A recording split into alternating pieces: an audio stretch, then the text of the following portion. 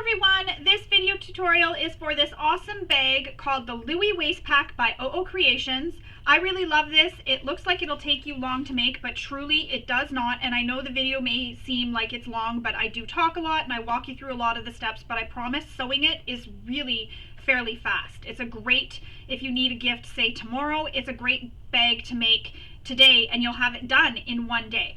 So let's discuss some of the features of the Louie Waist Packs. Now, besides it being a waist pack, you can wear this across your chest or you can wear it on your back. The way these straps are sewn in, it is nice and flat against the back of the bag, so that'll help it lay flat against your body. On the back of the bag, there is a zipper pocket here.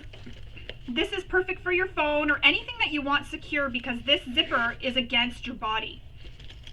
Then you have your double zipper opening at the top, so you can fit your wallet or any essentials that you need inside the bag. And then on the strap wing, we have this little D-ring here, which is made for hanging your hand sanitizer holder off of. However, you can also hang keys or anything else that you want to have hanging off here when you're wearing this.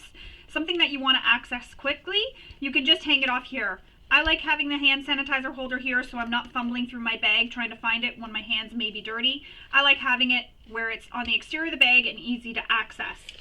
As well, you have your strap, and then you have this little strap keeper here, which keeps the loose end of the strap nice and tidy and clean. It's a really cute little bag, and I'm going to walk you through all the steps of making this bag. And speaking of which, this bag comes in two sizes. So you have this size, which is the small, and the medium. So I'm going to show you making the small. All the steps are the same except for the length of the zipper, but everything is the same for sewing. It's just your zipper lengths will be different. And I don't give any zipper lengths or any measurements in the pattern, so that doesn't matter. Everything will be the same. When I sew my video tutorials, when I film them, I film it like a sew along, so I show you everything all the way through, including when I'm sewing. I don't speed up that part or stop that part. I leave it go, and this is so that you feel like you're sewing along with me, or if you fall behind, you have time to catch up. However, if you don't want to watch those parts, please feel free to speed up the video or fast forward through that part so you don't have to watch it. I totally understand not everybody wants to watch everything. However, there are times where I'm sewing and I'm giving some extra information. I just find I like to give that little bit of extra information during those times to make it a little more interesting. So again, this is the Louie Waist Pack. Let's get started making our bag. So the very first thing you'll want to do is read through the entire pattern. You'll want to read through the entire pattern because there's lots of information regarding interfacings, different types of materials that you're going to use, such as if you're using quilting cotton, what kind of interfacing you need.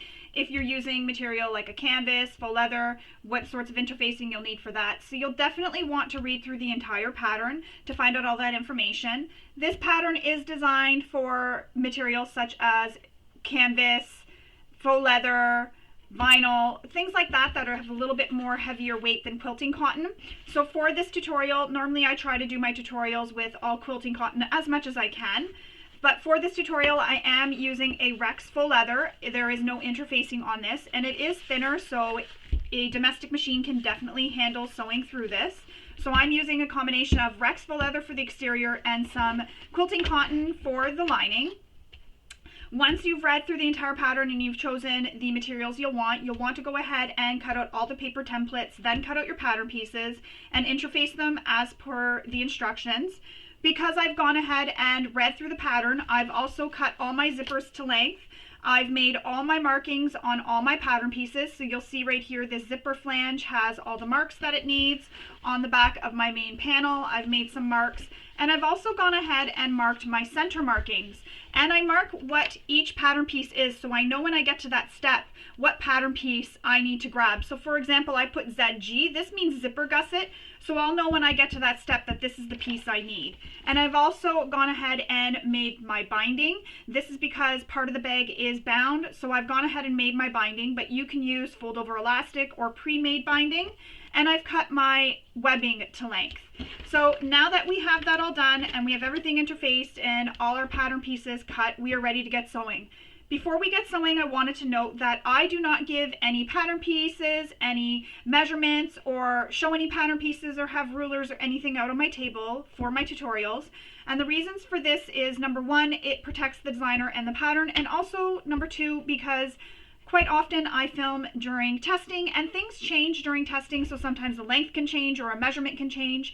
And if I film and I give you the information that is during testing, it may not be the same as in the final PDF. So I don't give any of that information. This means you will need to either have a printed copy of the pattern open beside you, or it open on your computer, and then you can just have the screen for the video open but minimize it slightly so that you can still see the video and you can still read your pattern and follow along.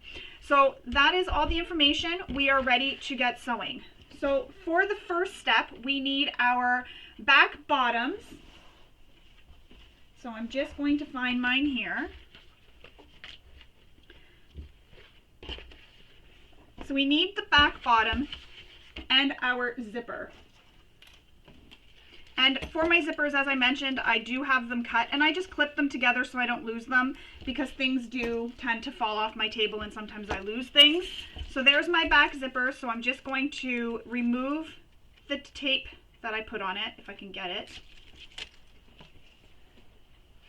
Now, the first thing we need to do is place our back bottom lining right side up. So that's pretty sides facing you.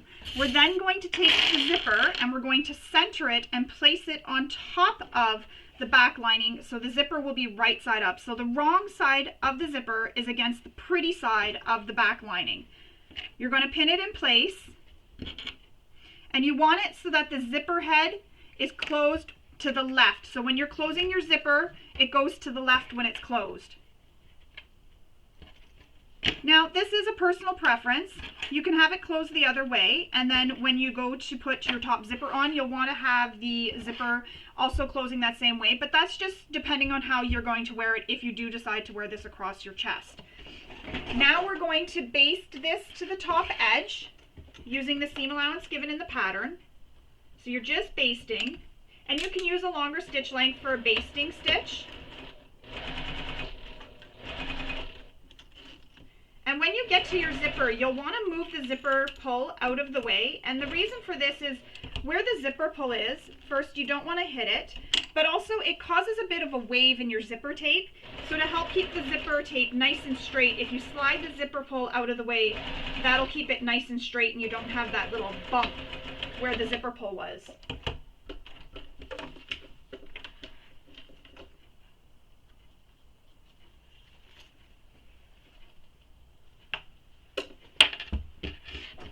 So there it is. That's how it looks right now.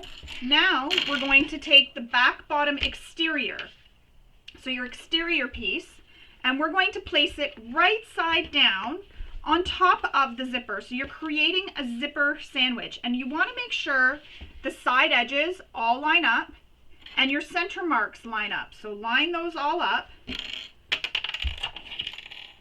Runaway clips. Line everything up. And then you'll pin the rest of the way.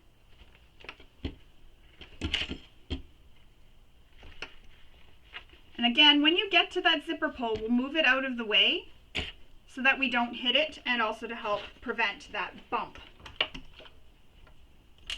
So if you used a longer stitch length for sewing your, basting your zipper onto your lining, you'll want to return your stitch length back to the regular stitch length you use for sewing. And I'm just switching out to a zipper foot so I can get an accurate seam allowance.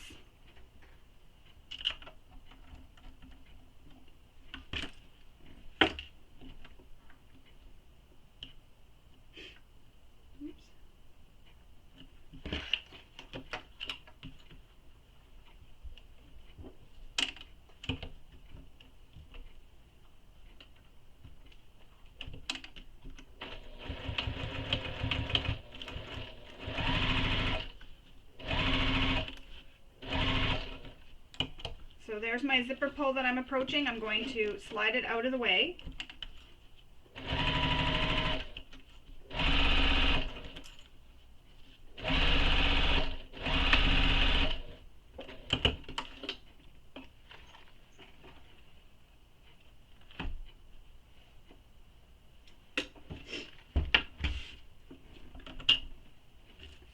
Switching to a Teflon foot, because now we're going to flip these fabrics. You're going to press them so they are wrong sides together. And because I've used a vinyl, I can't take this to my iron. I can press from the back side, however, but I can't take this to my iron. So what I'm going to do is I'm just going to press my seam flat. And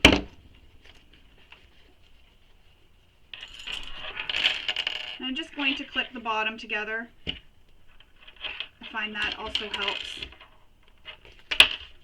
get everything nice and even.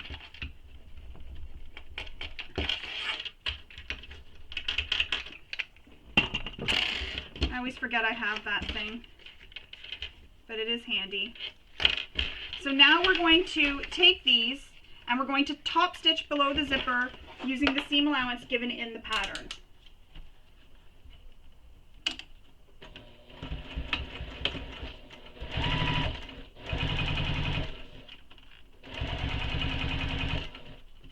And again, just slide your zipper pull out of the way, especially if it's a dangly pull. You don't want to hit it.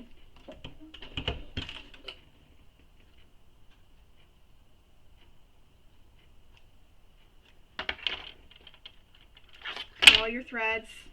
That's just so you don't get any peekaboo threads later. And if you're worried about your zipper pull coming off the end of your tape, what I like to do is just back stitch a couple times over the teeth. And this just creates a little stop.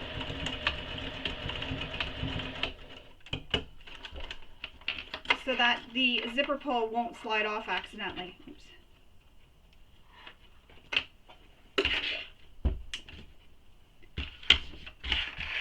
There you go, that's how it's looking so far.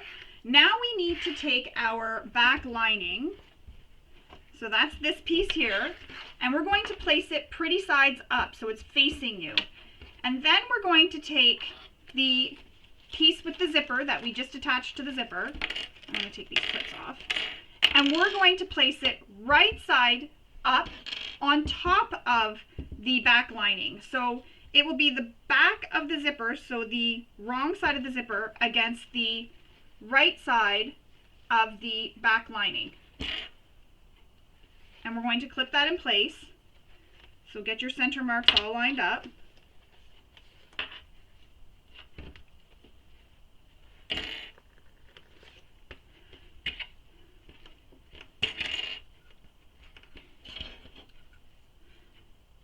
And I'm going to just baste this in place so it doesn't shift on me when I go to sew the next part. So I'm just going to baste this in place.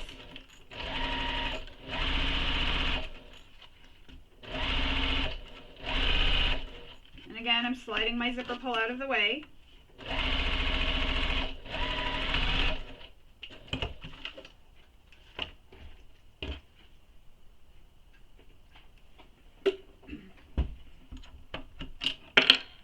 Need to switch back to my zipper foot.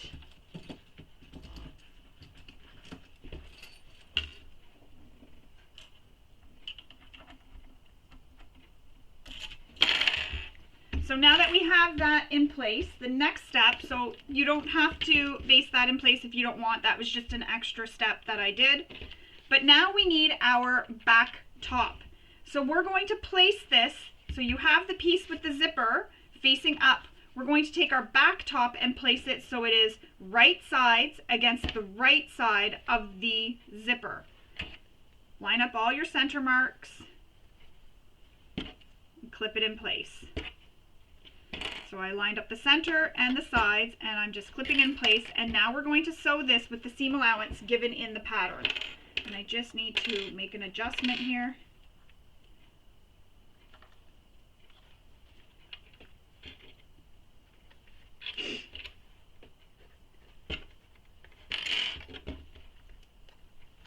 Alright, so now let's sew this with the seam allowance given in the pattern.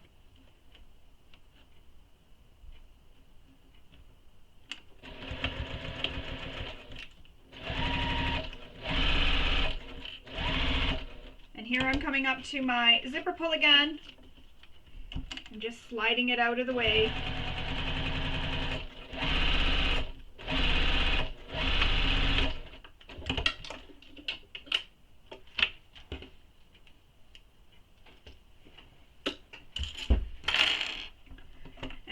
again switching out to my Teflon foot, because now we're going to top stitch this. So what we need to do is press this piece up, and you know what, finger pressing works. So we're going to press the back top, so this back top piece up, but you're going to leave that back lining down. You're not flipping it up. So there's 3 layers that are down right now and only 1 layer up. And then we'll top stitch on above the zipper here using the seam allowance given in the pattern. And again, increase your stitch length to your favorite stitch length you like to use for top stitching.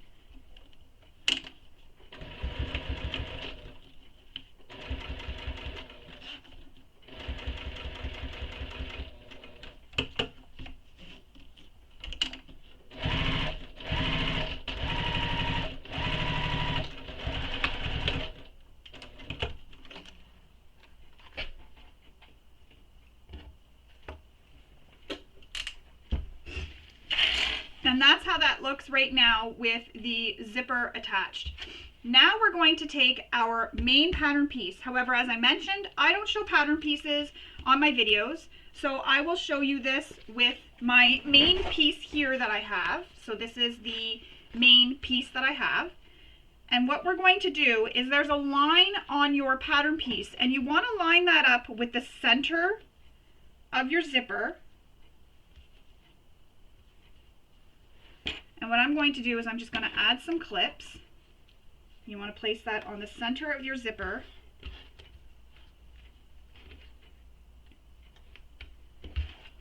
As best you can. Get it as centered as you can. Place a couple clips just to help hold everything in place. And then we're going to cut all around to make this back piece, because this is going to be the back, so the piece that goes against your back or your chest when you're wearing it. So we need to cut this back piece so it is the same as this main panel. So you can do one of 2 things. You can use a marking tool and mark it, which is what I think I will do.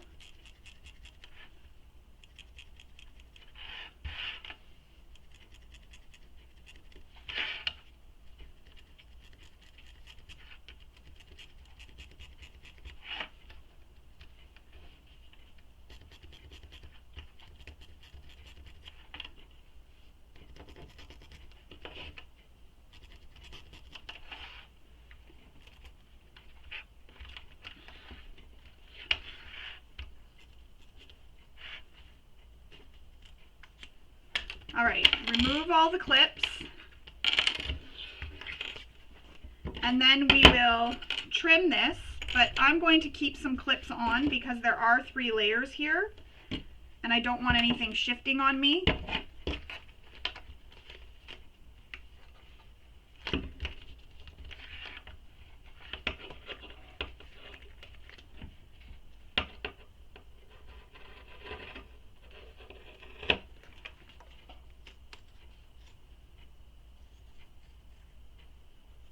So cut along that line you made, or the lines you made, sorry, where you traced your pattern piece.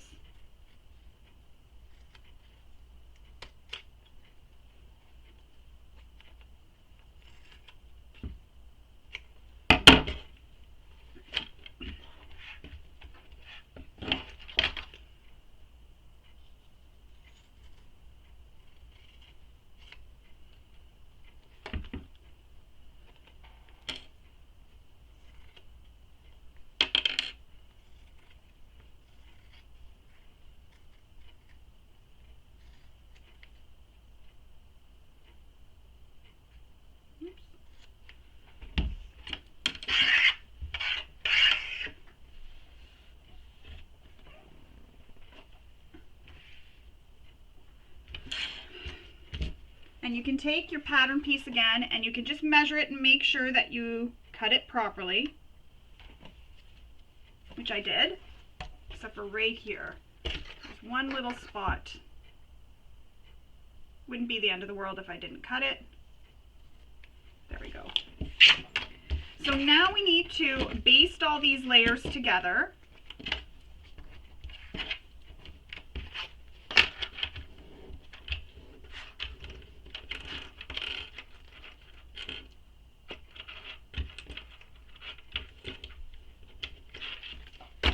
So we're going to baste all these layers together all around the edges. And for this, you can use a longer stitch length. I'm not going to baste up at the top, but I'm going to back stitch over the zipper here a couple times just to make sure my zipper pull doesn't come off when I'm sewing.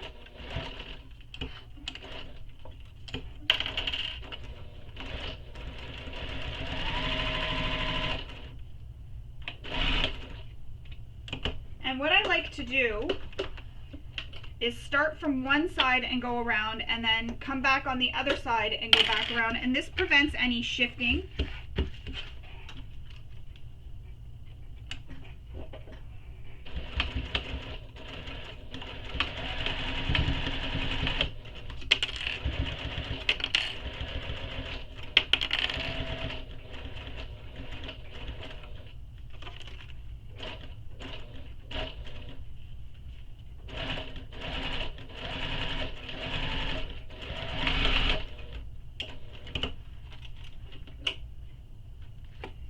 Cut all your threads.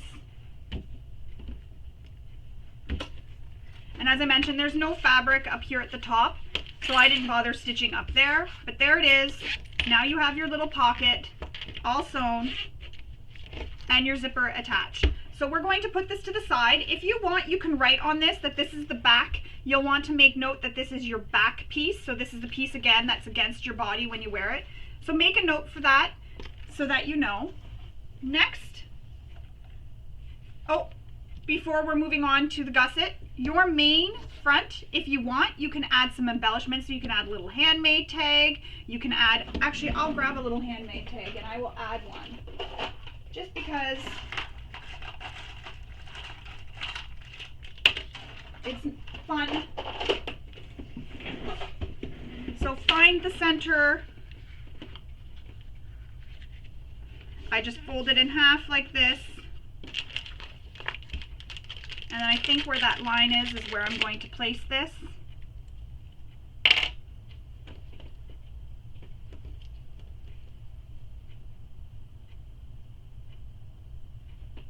So I'm just going to make some marks. And you can place this really anywhere you want.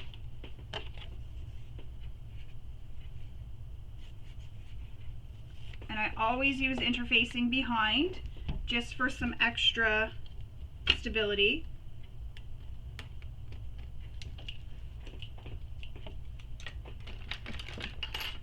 Now, if you've used a material such as quilting cotton, you'll want to use a fray stop or fray check on these slits that you make.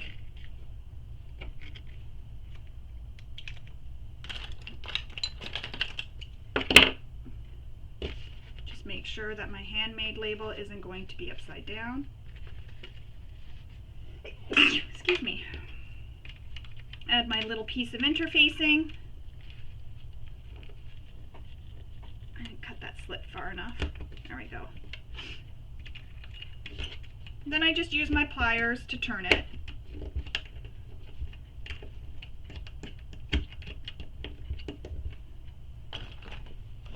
And one last thing I like to do is put a piece of tape over the prongs.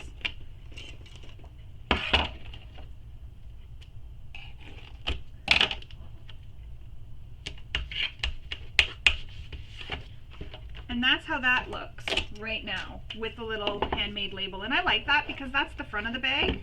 So because I've used a plain solid vinyl, there's nothing else going on. So you'll really grab your attention when you look at that. That'll be the thing you'll see. There we go. So I'm going to put those to the side, and now we're going to go on to making our zipper gusset. So for that, we need our zipper, and there's a length in the pattern that you need to use to cut this depending on the size of bag you're making. So I'm making the small, so I've already cut mine to length prior to starting the tutorial. And I'm having 2 pulls on mine, which it is recommended for the pattern, but if you want, you could use 1, but 2 pulls is recommended. So once you have that cut to your length, you need your zipper flanges, and I'm just trying to find where mine are in my pile here. There they are. I knew I clipped them together so I wouldn't lose them. So you're going to take one of your lining zipper flanges, and remember, you've cut these mirrored, so you want to make sure you're grabbing the right one for the right side. So you'll grab one of your zipper flanges, and I just want to make sure I'm grabbing the right one, because they are, so you'll line it up, the straight edge, so the bottom straight edge with the bottom of your zipper, and the straight edge here. So there's 2 edges. One edge has kind of a little bit of a straight, and then it goes on a curve. So just the one straight edge, not the edge that has that little curve. So line that up at the bottom, and then line it up on the side. Pin it in place.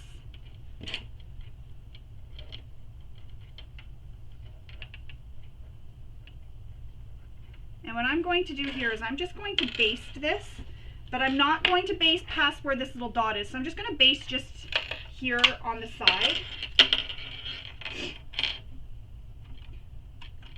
And I'm going to actually switch out now to a zipper foot. A lot of switching back and forth between feet.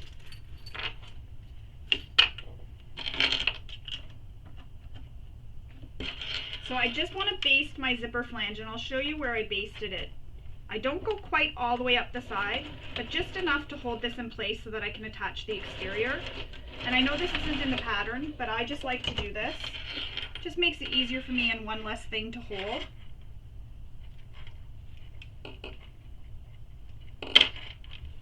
So just like that, so you can see here's the dot that we made on our pattern, from our pattern piece, and that's where I stitched. So I didn't go all the way up. So once you have that lining like that, you can then take your exterior piece, and again, that straight edge, so the exterior is going to be right sides, or pretty sides touching the right side of the zipper with the straight edges all aligned. Clip it in place.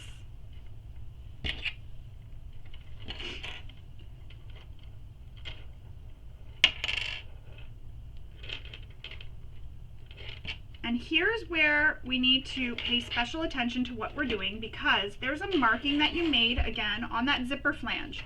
So we're going to sew this with a full seam allowance all the way up to where that marking is. Once we get to that mark, we're going to stop with our needle down in that mark. So if you're coming up and say you can't quite get to that mark with the full stitch length, use a smaller stitch length to get right into that hole. Once you're right in that hole, so say this is my needle and it's in that hole, I'm then going to take my zipper and I'm going to pivot it so that it follows that same, I can't do that with my hand, follows that same angle of the zipper flange. So you're turning the zipper just like that on an angle, and it'll stick out like that. So again, stop with my needle down in that hole or in that mark, and then take your zipper and pivot it so it goes on an angle just like that, and it follows the angle here on the side of the zipper flange. So now we're going to stitch from the bottom up using the seam allowance given in the pattern, and you're going to stop again at that mark. So you may need to make a smaller stitch to get right into that hole. Now I'm in the hole right at that mark that I made. Now I'm going to pivot my zipper, so turn my zipper so it lines up with the side of the zipper flange. So you're just pivoting it, and you're going to continue to sew straight up to the tip. So right now you're going to sew straight up to this tip, so from this mark right up to the tip once you have your zipper angled.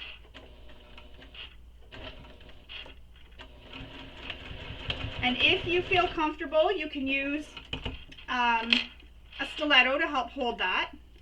Definitely keep your fingers out of the way. You don't want to hit your fingers. And that's how it looks. It comes off on an angle. So when we press these open, this is what we have. Just like that. So we're going to repeat that whole process for the second side. So again, make sure you're lining up your zipper flange on the same side as the side you just stitched it on. You don't want to have it on the opposite side. The zipper flange needs to be on the same side. So I'm going to do the same thing. I'm going to baste this just in place just a little bit.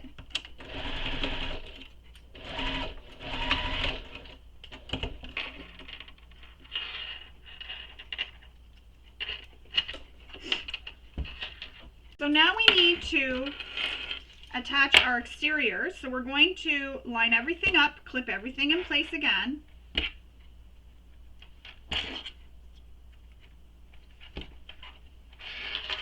Get everything all clipped in place.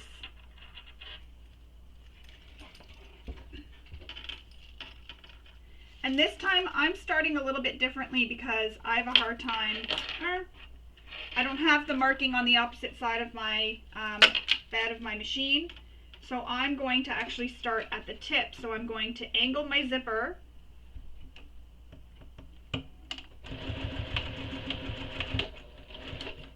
And then I'm going to continue sewing all the way down. Same result, I just did it different. Rather than starting at the bottom, I started at the top. Gives me the same result as if I did it the other way.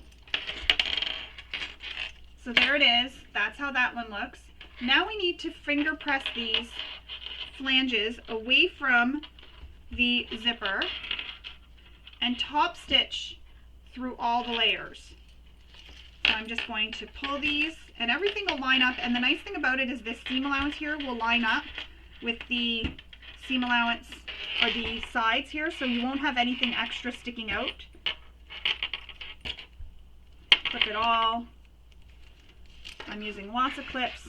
So again, what I was talking about is this seam here. When you fold this up, you'll notice it all lines up. Genius.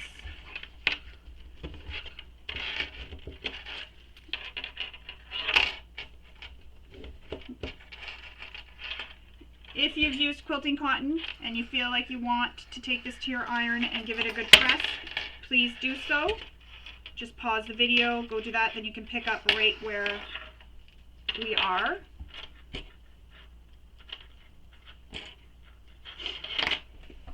I need to switch out to a Teflon foot.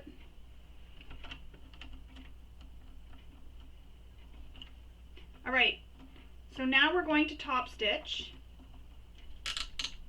these zipper flanges all the way around. So I'm going to start top stitching by the zipper, come down, and then I'm going to top stitch the rest of the way. So use your stitch length you like to use for top stitching.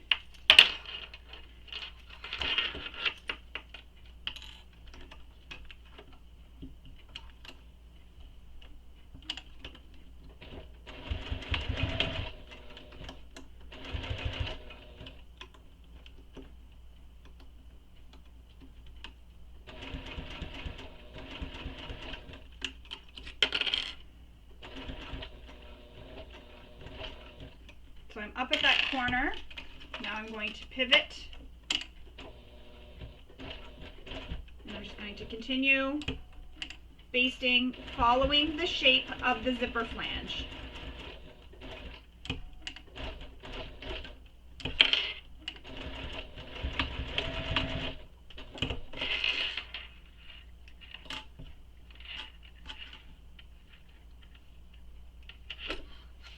So I followed the shape of the zipper flange all the way through all that top stitching. Repeat that for the second side. Follow the shape of the zipper flange.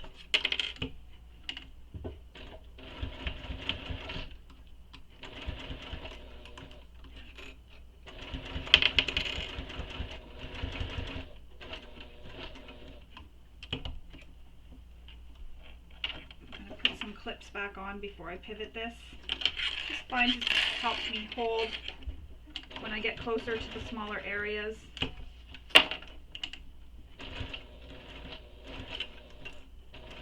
Again, keep following the shape of the zipper flange.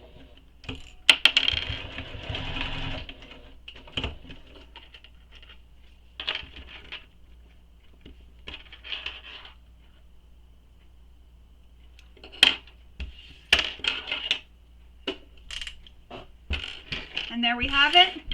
That is how your zipper is looking, and it'll have a little bit of a curve, and we've attached our 2 zipper flanges.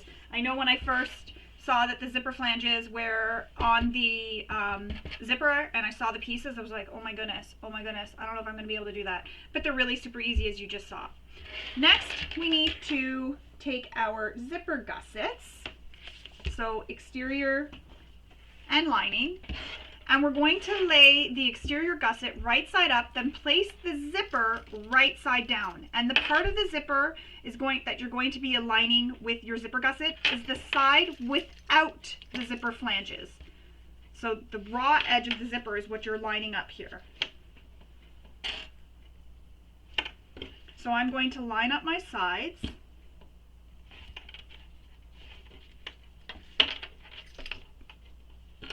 But first, I didn't make a mark in the center for where my center is, so I'm going to do that now. And to do that, I just simply fold my zipper tape in half, and I just pinch it, and then I mark in the seam, but you can't see that because that's pencil and it's not showing up in black. I just want to make sure it's accurate. All right. So I'm going to go back again, the edge with the zipper, not with the flanges, so the raw edge of the zipper, the edge of the zipper that has nothing attached with the top edge of your zipper gusset. So line up the sides, pin it in place. Wow, I was really slacking on this one. I didn't mark the centers of my exterior zipper gusset either. I missed this one when I was doing all those marks.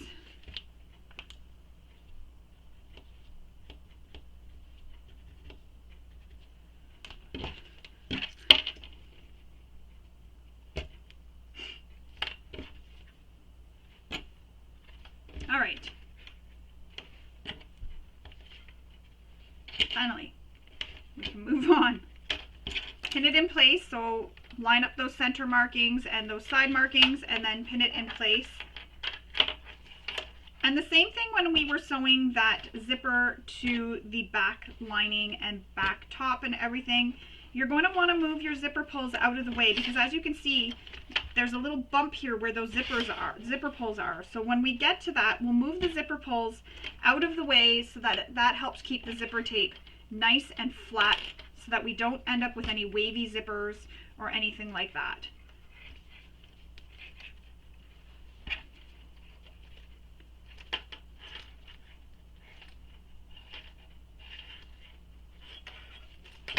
So we're going to baste this in place, and I will need to switch out to my zipper foot after I'm done basting, so I'll do that then. And again, for a basting stitch, you could use a longer stitch length if you want. Basting stitch just helps hold the pieces in place so that we can sew other pieces to it, so it prevents anything from shifting. So there's my zipper pulls I've approached. I'm going to zip them out of the way so that I keep a nice straight zipper tape.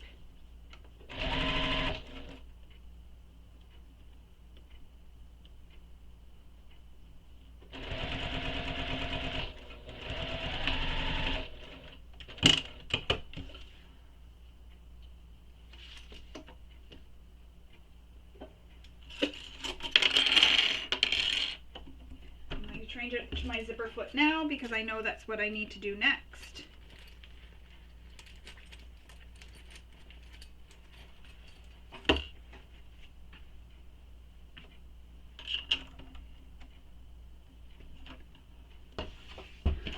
Now we need to attach our lining zipper gusset. So we're going to take our lining zipper gusset and we're going to place it pre-sides against the wrong side of the zipper. So again, line up your edges. You're making a zipper sandwich right now.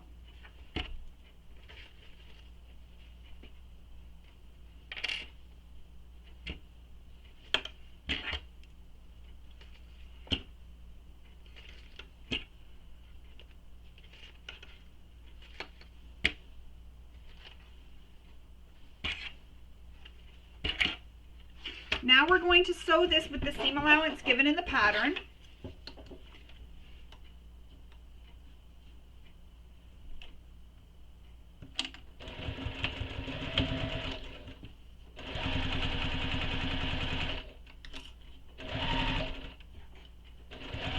And there's those zipper pulls, so I'm going to zip them out of the way.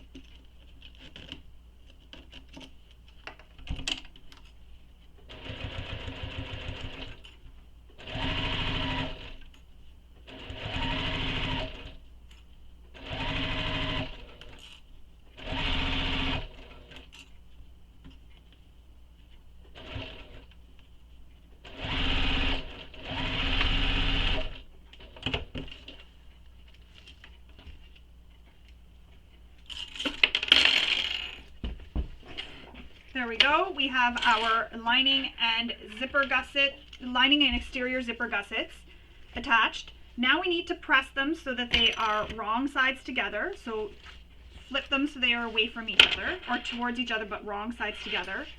And part of my lining sort of stretched here, so when I'm done top stitching, I'm going to trim that little bit of excess off. And I like to pin around the bottom and around the sides just to help hold everything in place so that nothing shifts on me. You see my lining sort of shifted on me, so I've got a little bit too much lining on that one end. Now I'm going to press this. Again, if you've used quilting cotton, feel free to take this to your iron and give it a press.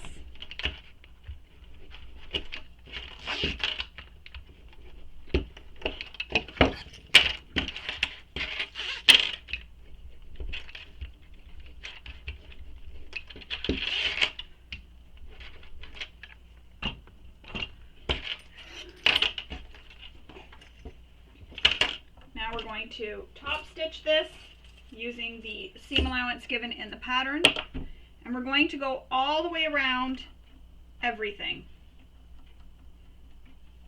So top stitch under the zipper first, and then go all around the other sides.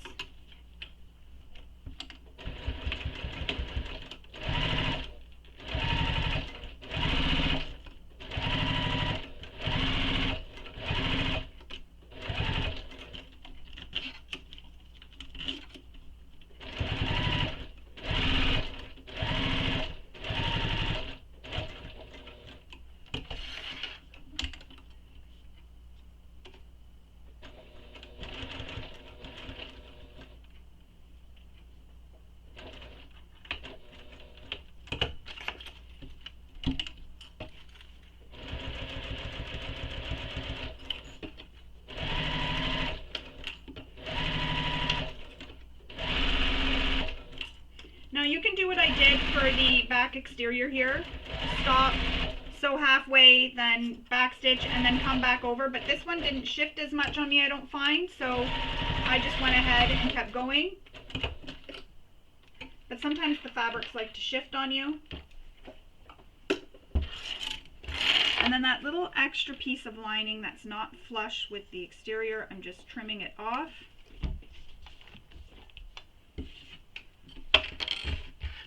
And that is how our zipper gusset looks. Just trimming any threads.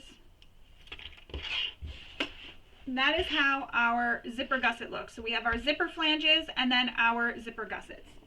Now we need to take our base pieces and we're going to place them so that they are the exterior, or sorry, the lining is right sides up.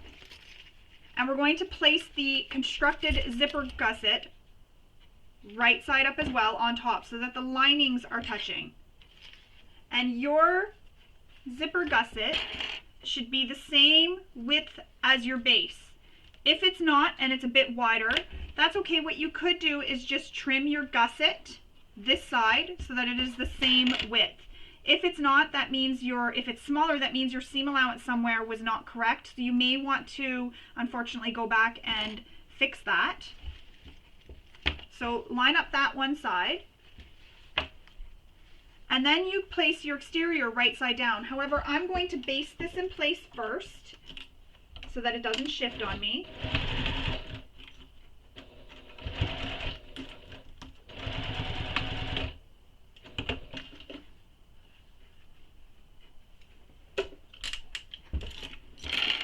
And then I'm going to place my exterior pretty sides against the exterior. So now we have the gusset sandwiched between the base lining and base exterior. And we're going to sew this with the seam allowance given in the pattern.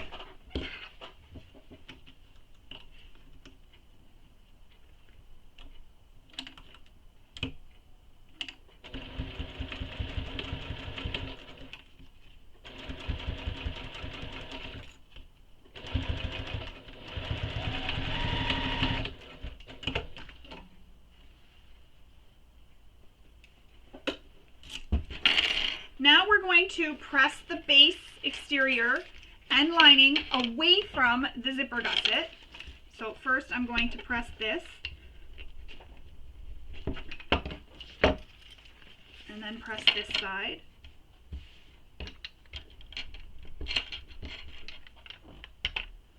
And then we're going to top stitch this on the side here. On the base side is where you're top stitching.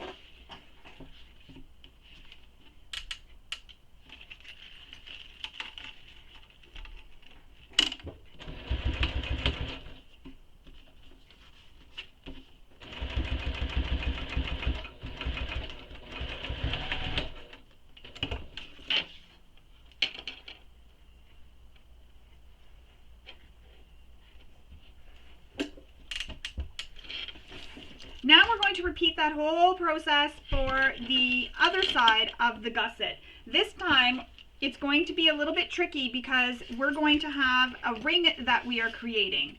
So now we need to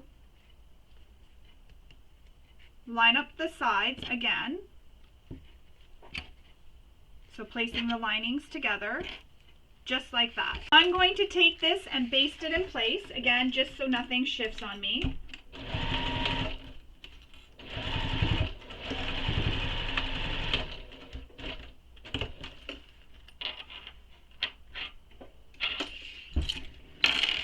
Now this is where it's going to get a little bit tricky. So you'll want to make sure that you have everything laying flat.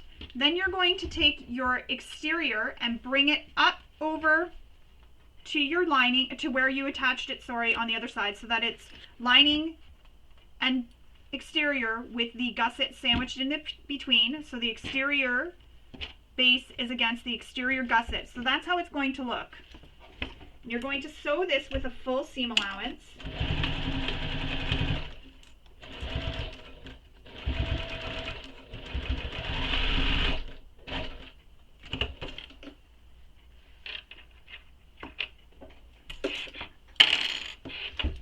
Now we're just going to turn this so that everything is right sides out.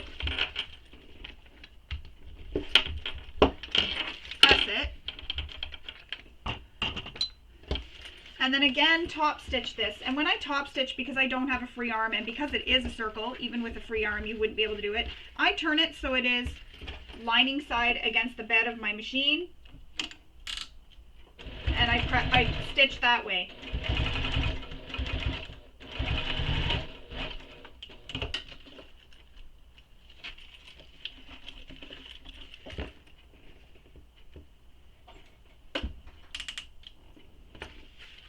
Now we need to sew the edges together.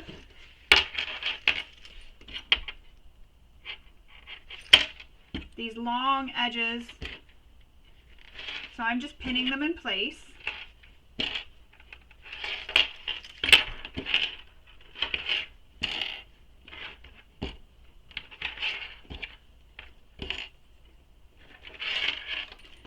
So we're going to sew these together. And again, you can use a longer stitch length for this. And if you're worried about shifting, do the same thing I mentioned previously. Start at one end, stop in the center, and then pivot, turn around, and go the other way. So just like that, I went to the center.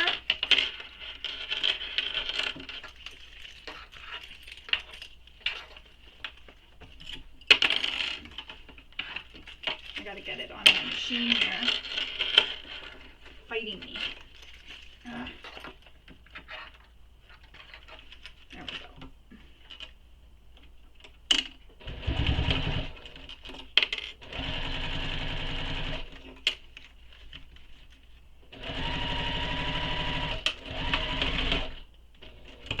Just like that. That's how you would do it.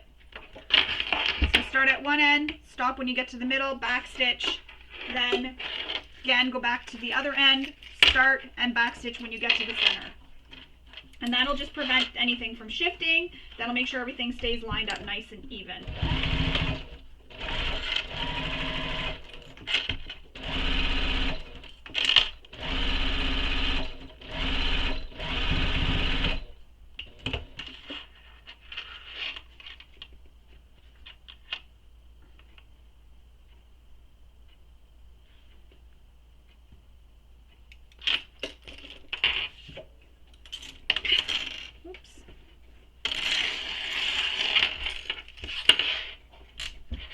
And there is our zipper gusset, all completed. We have our two zippers attached, and I'm going to slide my zippers over here just so they're out of the way for when I'm sewing this to the bag. I just think they'll be better tucked sort of where there's some extra space and then they're not in the center there. That's how it looks. It's pretty easy peasy to put that together. Now we're going to move on to constructing our strap. So first we need to cut our straps, if you haven't, to the lengths that are given in the pattern. If you haven't already, you'll want to go ahead and do that. Then you're going to take one of your strap wings, place it so it is right sides up, and fold it in half right sides together. Then you can add some clips.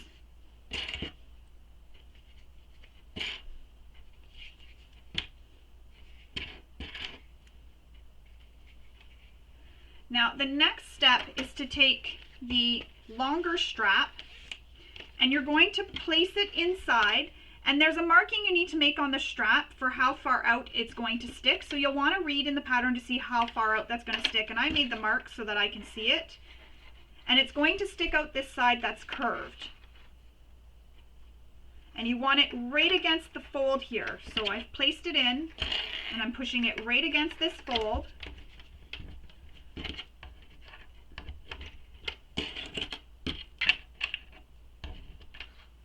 Just like that. So the top of the strap touches this top of the fold, and I have it sticking out the amount that it's given in the pattern, and it comes out this side where there is the shorter edge and the long edge is left there. So now we're going to stitch down this down this curved edge and down this one angled edge. We're leaving this side open where the longer strap tail is sticking out. You're leaving that open, and you're sewing this with the seam allowance given in the pattern. And if you changed your stitch length to a longer stitch length, you'll want to return back to your stitch length for sewing structural seams.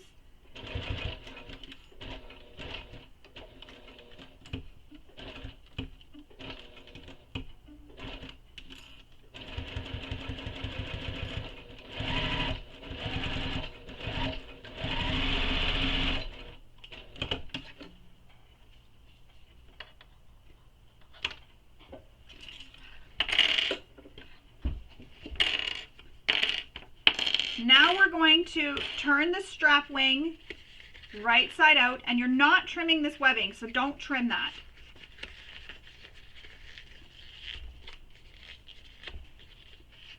And I used a vinyl, so it's going to be a little bit tougher for me. You know what I'm going to do first is I'm going to trim some of this seam allowance here. Not with the webbing, just my seam allowance.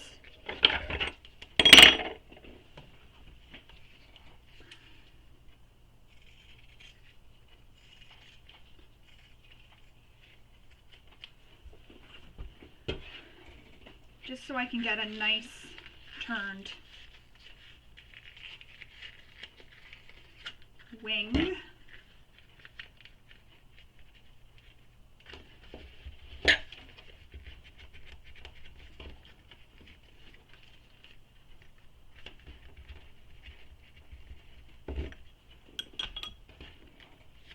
Now, if you've used quilting cotton for this or a material that can be pressed, you can go ahead and take this to your iron and give it a really good press.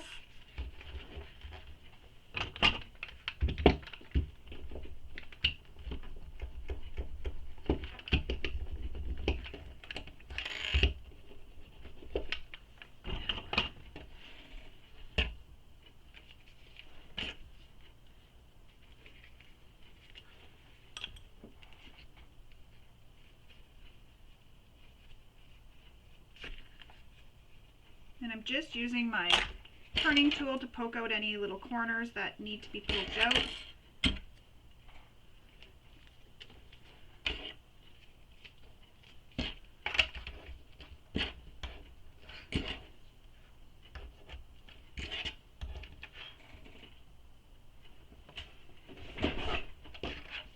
So now we're going to top stitch all around the wing using the seam allowance in the pattern, and once we top stitch, then there's some more stitching we need to make away from that stitching, so you'll want to refer to the pattern. So I'm going to go ahead and do that now, and I'll show you how it looks when it's done.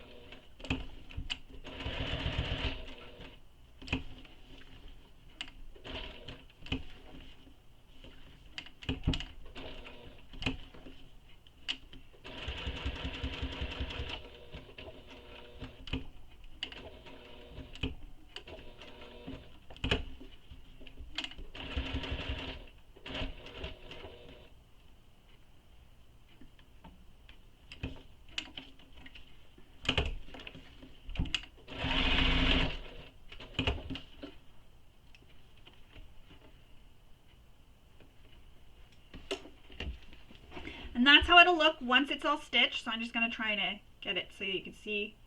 That's how it looks. So I'm going to place this one to the side, and we're going to repeat that whole process for the second wing. So again, fold it in half so it is right sides together. Line up all your edges. Insert the strap so that it sticks out the end by the amount given in the pattern. Add some clips to hold it in place. And then stitch just down this edge that's angled using the seam allowance given in the pattern.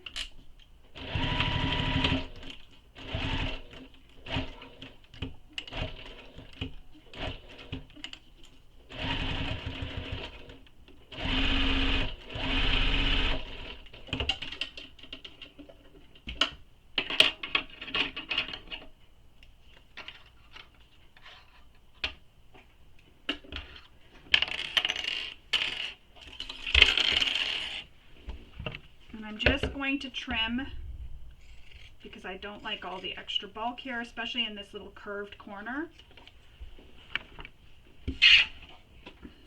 just like that. So this is the side I stitched. Now I'm going to turn it so it is right sides out. Again, don't trim that webbing.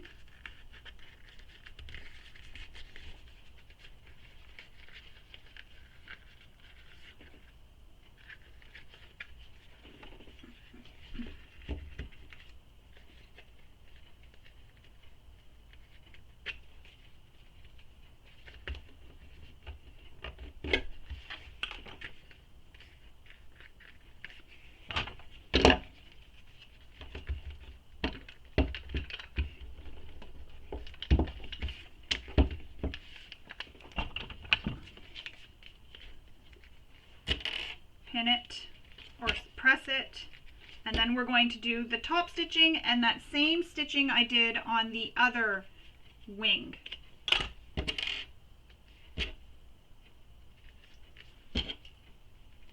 Excuse me.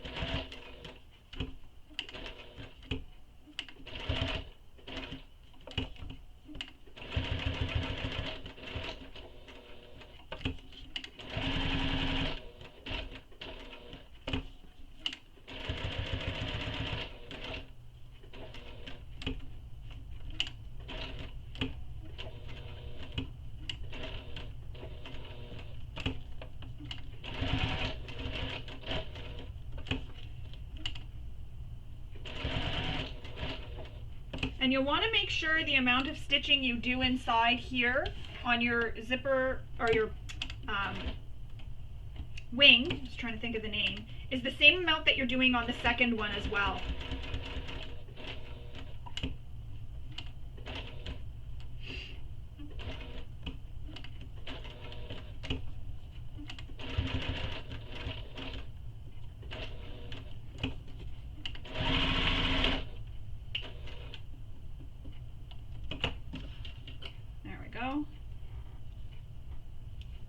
Just so that your wings look the same. So I was able to do 1, 2, 3, 4, so 1, 2, 3, 4. And they look exactly the same, just so that it's similar when you put it on your bag and you don't have one that has 2 and then one that has 3. So now we need to deal with this strap anchor and the hardware that is going to go onto it. So we're going to move that off to the side for now, and I see a thread here that I need to trim. There we go. We're going to move this off to the side for now. So now we're going to measure, sorry, not measure, we're going to slide our hook or our side release buckle. So I'm just going to undo this piece with the teeth because that's not the piece we need. And we're going to bring this so that it lines up with the strap wing raw edge. And you want this to line up here too. You want it to be nice and straight. So I'm going to use quite a few pins. Now this is where we need to measure. So you need to measure from the slide release buckle, and there's a measurement given in the pattern, and mark a line, and then you're going to make another measurement and mark another line. So I'm going to go off camera, go make those measurements, and come back and we will stitch this. Alright, so I've made those markings. So there's 2 markings that I've made. Now we're going to stitch where those lines are, and we're going to sew a little box. So I'm just going to pin this here. Actually, this side. We're going to stitch a little box.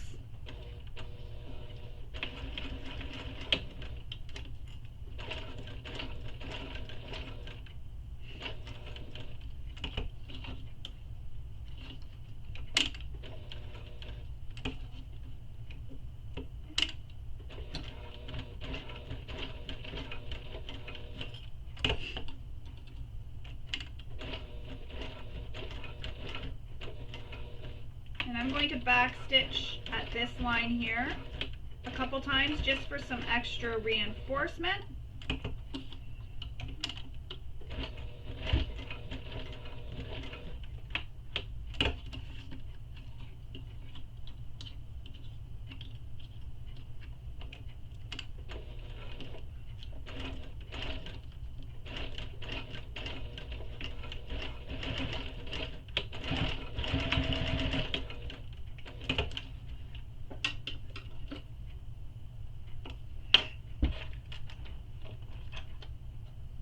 Trim your threads.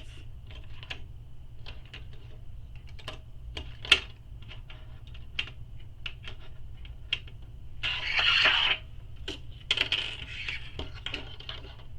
I missed a thread here.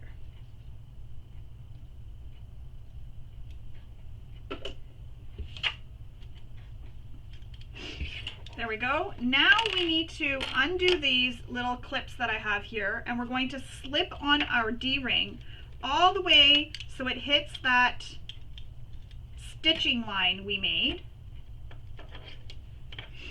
And we're going to top stitch up one side of the webbing, across the webbing behind the D-ring, and back down the other side.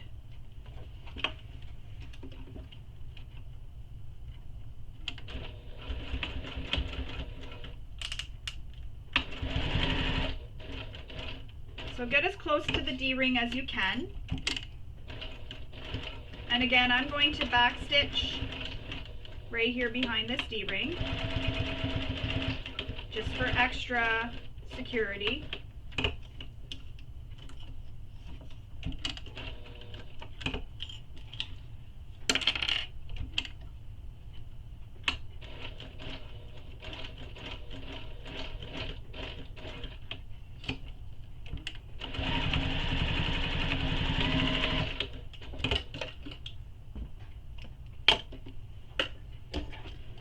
There we go. That's how that looks right now. Just like that. And I know my thing here is on the wrong side. I should have flipped it around. That's okay. Mistake was made. I'm okay with that. Not everybody wants to have that out anyways. So now we need to get our back. And remember I had mentioned you want to mark what the back is. So even if that meant putting a little post-it note or something on here to mark where the backing is. So you'll want to make sure that you've marked that and that you're using the right piece. So next we need to grab back these strap wings because we're going to place them onto the top of the back. So the one with the, hang on, I just want to make sure I'm doing this right, the side release buckle will be on the right side. And there is a measurement for how far down these strap wings will be. So I'm going to go and make that mark and come right back. All right, so I've made those markings, and again, the measurement is given in the pattern for where you need to make those marks, and that's where the top of your wing will align with your mark. So we're going to place them there. Excuse me. Line up the raw edges, and the buckle, release buckle side will be on this side, and the side that's going to have the teeth will be on the left side. So right now the side that's on the left is the side with the longer strap. Again, line up the top of the wing with that mark you made, and then line up the raw edges.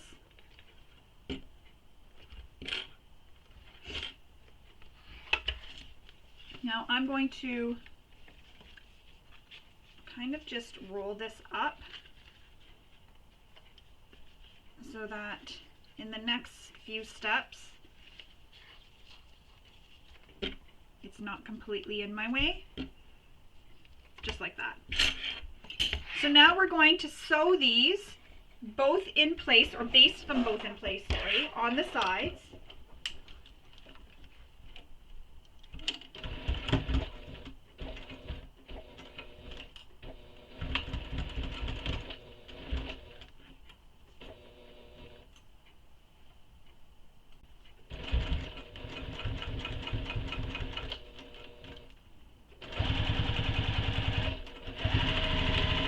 So don't forget to back stitch at start and stop. That's how the one side looks so far. Now we're going to repeat that for this second side. And again, we're just basting these in place.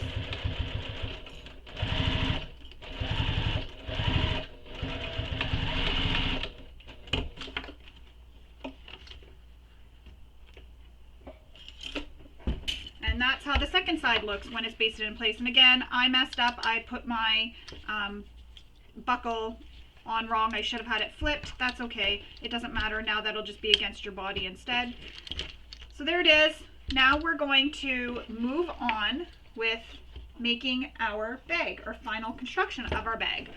So we need to take the gusset first and mark the centers, and to do that we're going to turn it, well, I turn it so it's lining sides out. I line up the seams where the base is,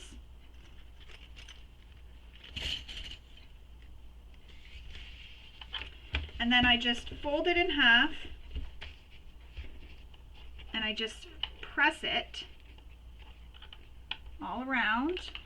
Now I'm going to use my chalk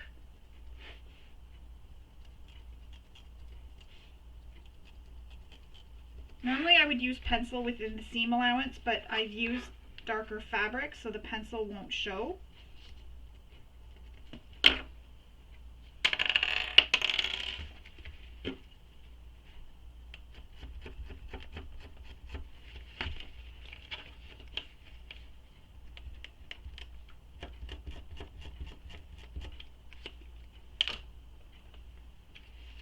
And I'm also going to mark it on the exterior just within the seam allowance so I can see it.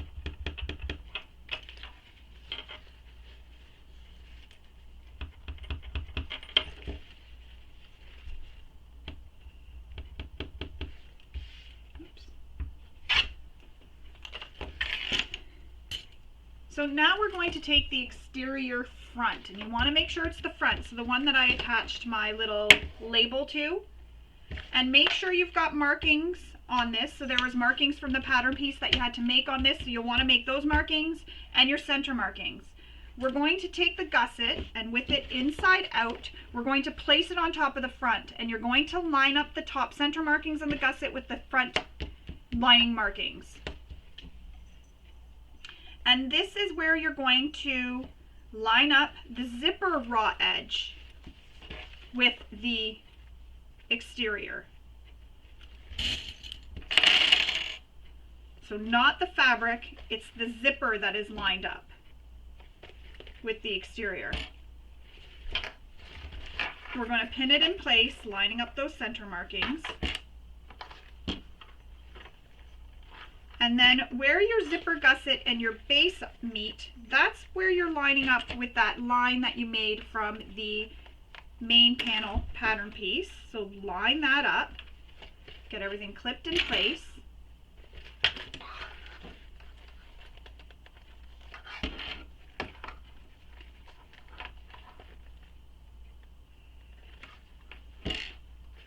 And then you'll clip the rest of the way around.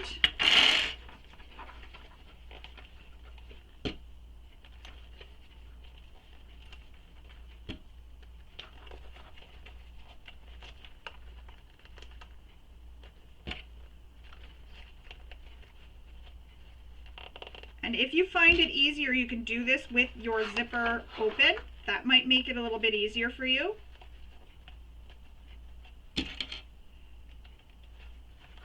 I use a lot of clips here to help hold everything in place so that nothing shifts on me while I'm sewing.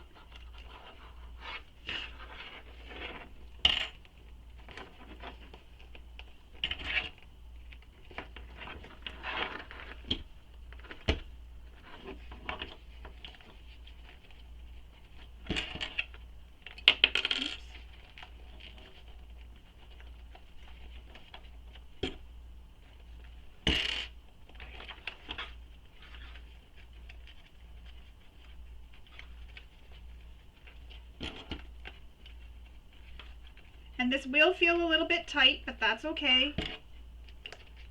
That's what you want, so you get nice curves.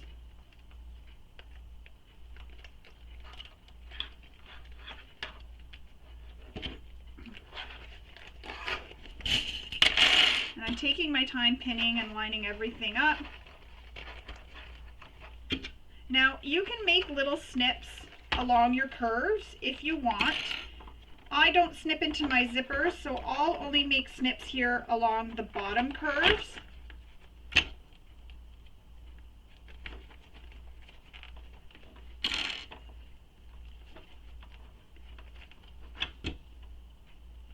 So only the two bottom curves is where I'll make all my snips, and I won't snip into my zipper, and that's just a personal preference for me.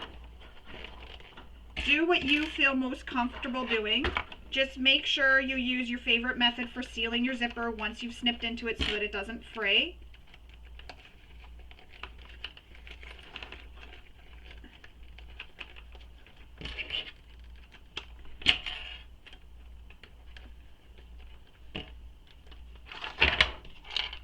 So I'm just going to snip within the seam allowance.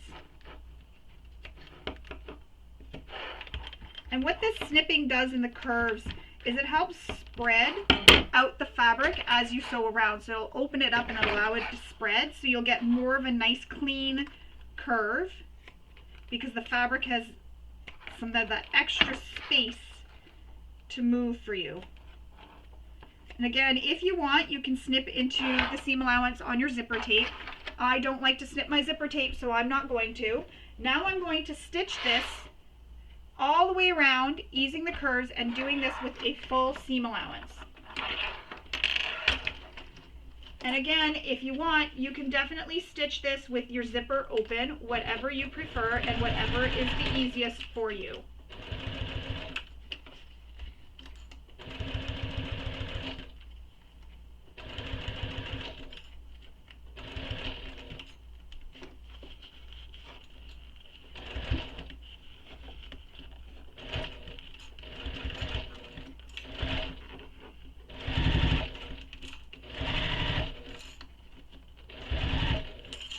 To grab out my extension table so that I'm not competing with the bag pulling down on me.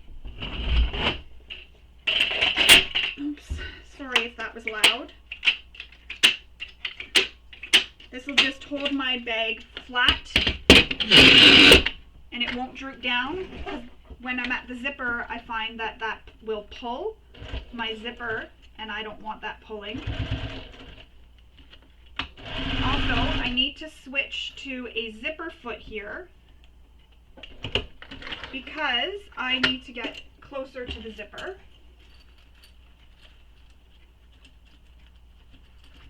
Where is my zipper foot? And I can't do that with this foot. There we go. All right. Picking right back up where I left off.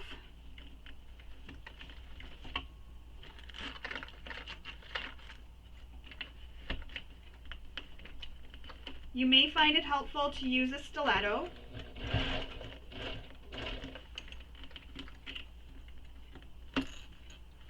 I'm going to grab mine because that's a really tight corner there for me.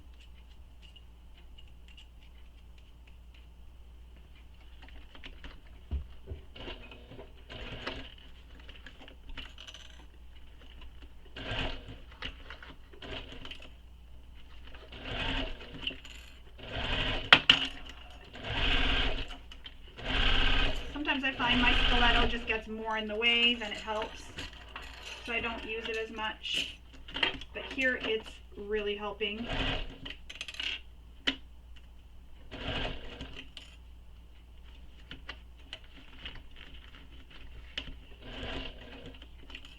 Also, I don't remove my clips till my presser foot is touching them when I'm on curves, and the reason for this is it just makes sure that nothing's going to shift on me while I'm sewing.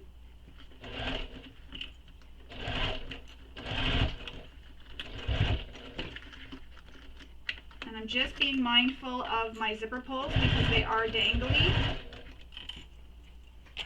I don't want them sliding under the zipper and then under my presser foot.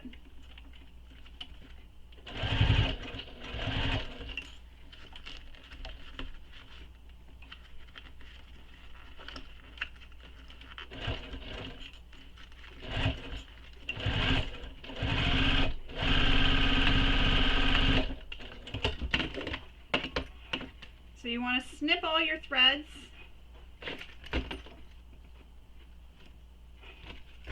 And I back stitched here, so I got a bunch of threads to snip here.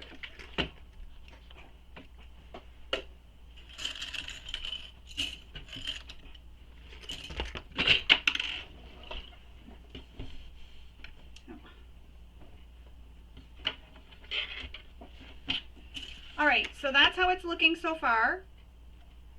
Now we need to attach the lining, I was going to say exterior, one of our linings to this piece. So what you're going to do is just tuck everything down, and you're going to place your lining on top, and I didn't mark the center, so I'm going to just do that now. I made the marks for the gusset, but not the center marks. Okay, so lining up all your center marks.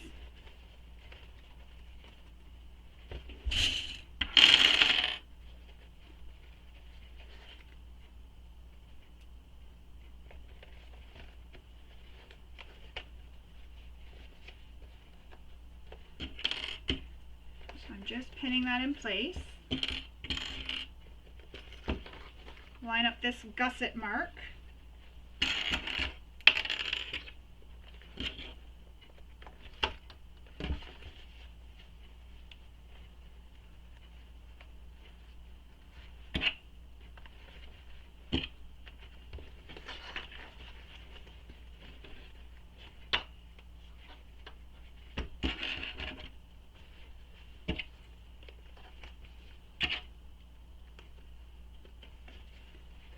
And then just keep pinning the rest of the way around.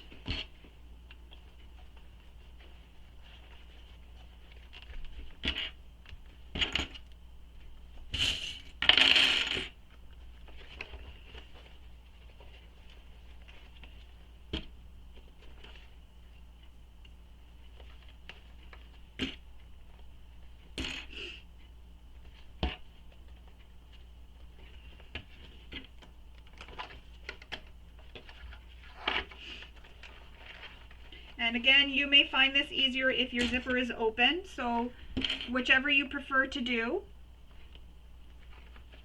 Now, when we stitch this, we're going to be stitching right along the previous stitch line. However, we need to leave a turning gap. Hang on. At the very bottom, I'm just trying to get my zipper to stop rolling. At the very bottom of the bag so that we can turn this right sides out.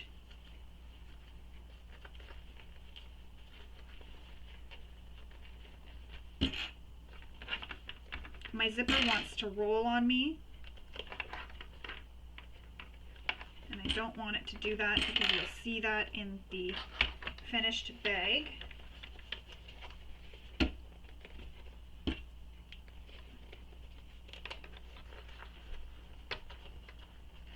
Just spending some time fighting with this zipper. The nice thing is once the side with the zipper is done, I always feel like, okay, that's easy now. The harder parts are done. Now it's just all easy sewing. So we're going to leave a turning gap in the bottom here so we can turn this right sides out, and we're going to stitch on top of the previous stitches. So leaving a turning gap, so what I like to do is starting off the fabric, stitch up to that stitch line, don't forget to back stitch, stitch up to that line that you made.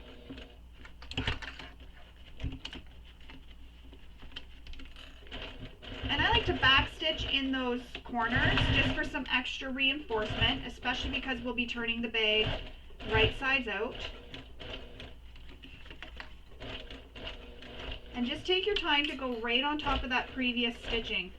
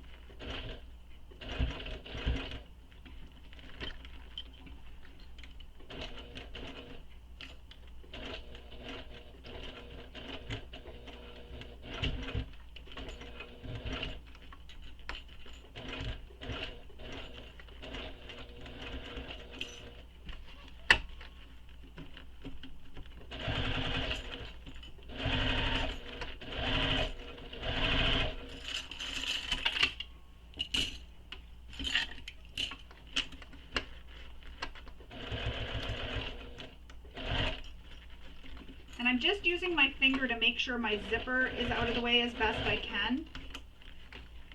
You don't want to run over your zipper tape, but if you do, you can just unpick those stitches at that area and go back and re-stitch.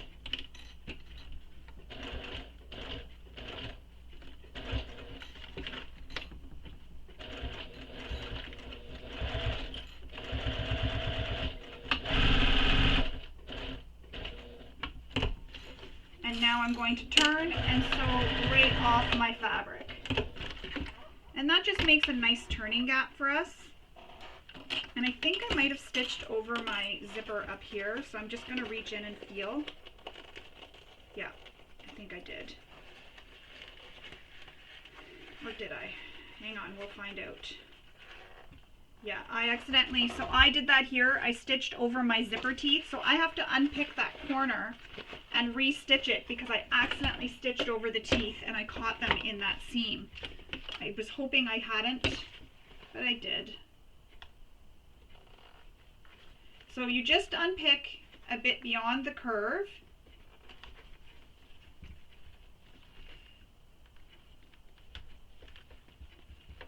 And just be careful when you're unpicking. You don't want to rip your fabric or cause any rips in your zipper where there shouldn't be. Just take your time. Oh yeah, I went right over the middle of the teeth.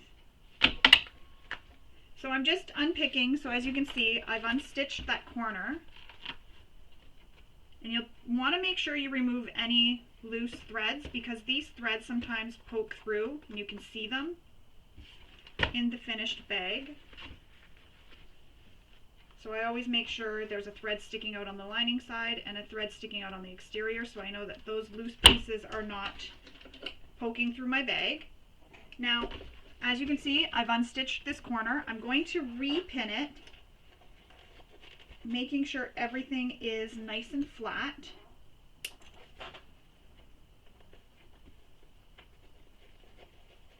And when I'm stitching, I'm going to go really slow and I'm going to use my hands again to feel. I thought I had felt that there was no teeth there, but clearly I didn't.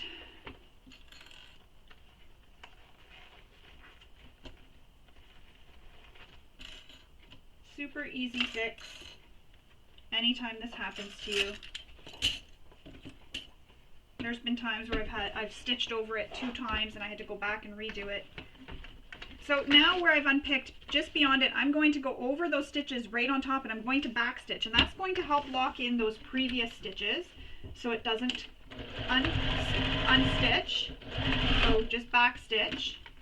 Now carefully feel to make sure you can feel where your zipper tape is, and you want to be beside, not on the zipper tape. So right here is where it is. It's really hard in this corner.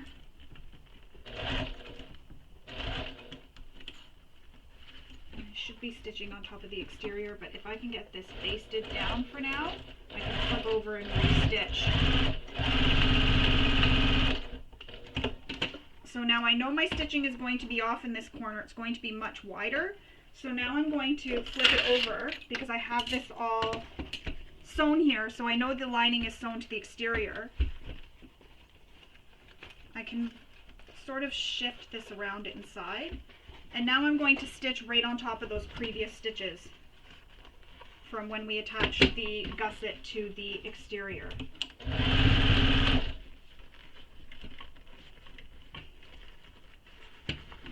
Reach in and just flatten that out.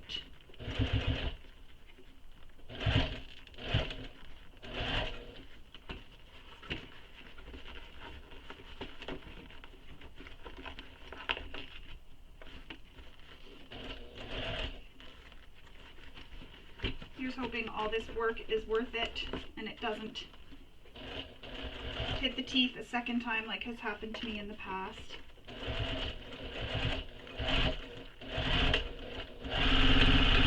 But I think we're going to be okay.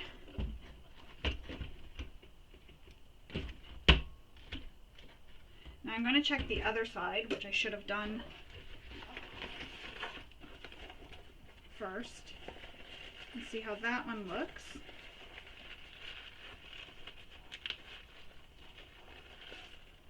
That one's good. Now, we need to trim this seam allowance.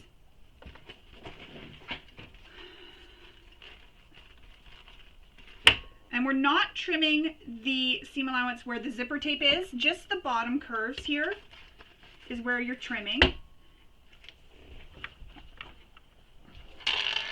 Oops.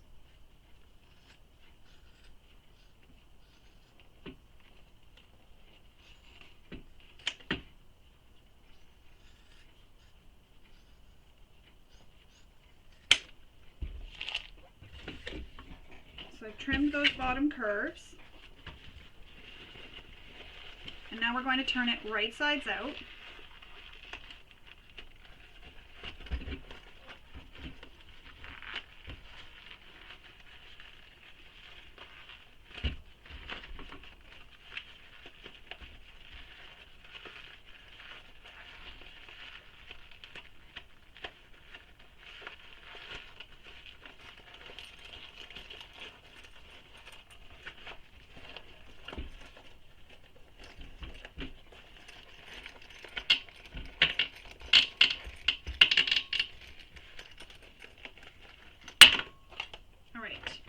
I'm going to use my little turning tool to push out my corners.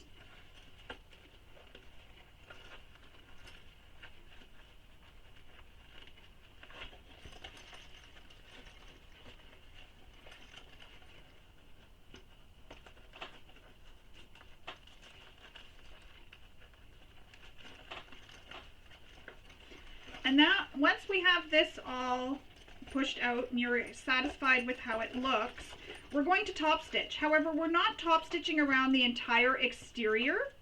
We're only top stitching from where the top stitching on that zipper flange is ending to the other zipper flange. So we're going from the one zipper flange to the other. So from the top of the zipper flange to the other top of the other zipper flange. So it'll almost look like you're top stitching from the zipper flange, and the top stitching on this zipper will look like they sort of blend into each other.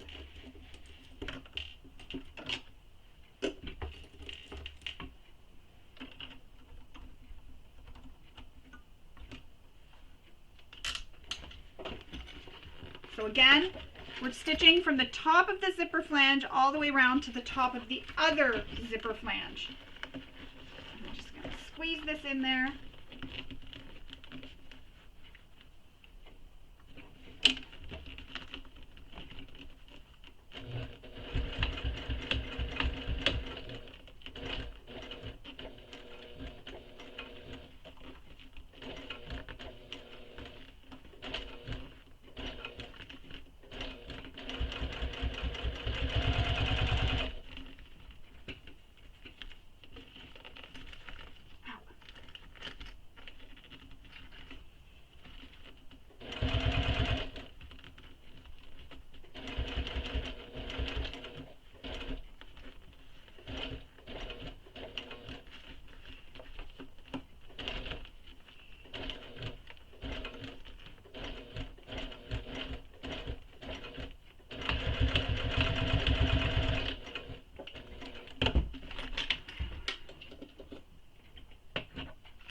Alright, now we're going to trim those threads.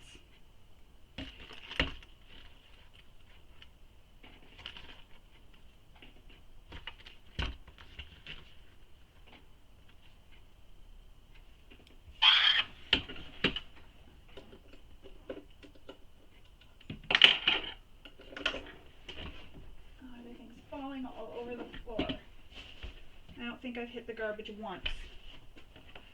Awesome.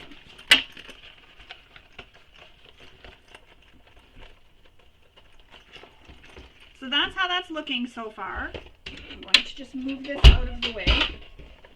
So now we need to close this opening, and you can use some glue or tape to turn the gap closed, but then we need to hand sew it. So I'm going to go off camera and hand sew this closed because I don't feel like you need to sit there and watch me struggle hand sewing, but you're just going to slip stitch this closed. So all the way across that opening. You'll hand sew that all closed. Make sure all your corners are nice, or your rounded corners are nice in the way you like them to be or want them to be before you continue on, especially before you do your top stitching even, because if you don't like how some of these corners look, you can go back and sort of re-stitch them. So there we go. I'm going to go and hand stitch my opening closed, and then I'll come back and we will continue with finishing our bag. We're almost done actually, so not much left to do. Alright, so I've stitched my opening close with a slip stitch, and before we go on, I forgot to place these so that they were wrong sides together. So your back and your lining should go wrong sides together, so line up all your center marks, and if you need to, transfer your markings onto the fronts of your fabric. And this should have been done when we attached the after we attached the webbings. However, I forgot. But it's not the end of the world. We just do it now, a few steps late. And I'm just marking within the seam allowance here, all the way around. So now I'm going to place these wrong sides together, because this seam here is going to be bound. So we're going to use binding next, because you can't turn the bag right sides out through the opening. So flip it all around, and then we'll baste this in place.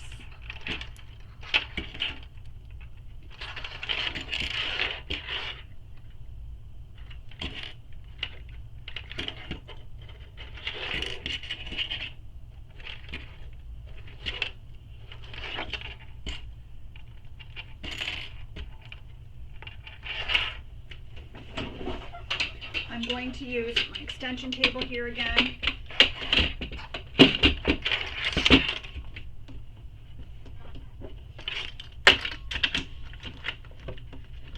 Make sure it's flat, not bubbling anywhere. Oh, one of my clips just broke.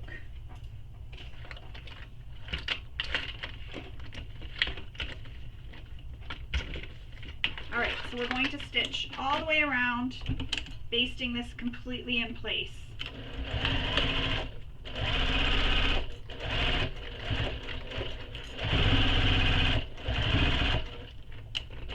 And on the wings, there's these little, I'll call them ears that stick off at the bottom. So I'm going to trim that so that it is flush with the sides of the exterior.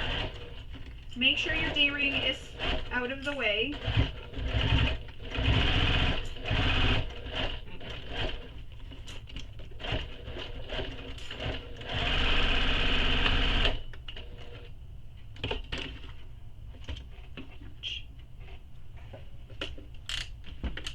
So right here, I'm going to trim these. There's some little pieces here that just stick out. I'm just going to trim them nice and flat.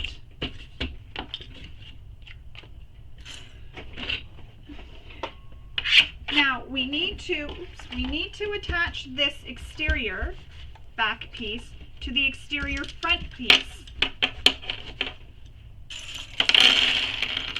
And to do that, tuck this all in, and what I'm going to do is have this halfway zipped, and I'm just going to slip this into the pocket just to help hold it. It'll probably slide out as I'm going, but that's okay. So now we need to line up our center marks. And with the way the lighting is, it's better for me this way.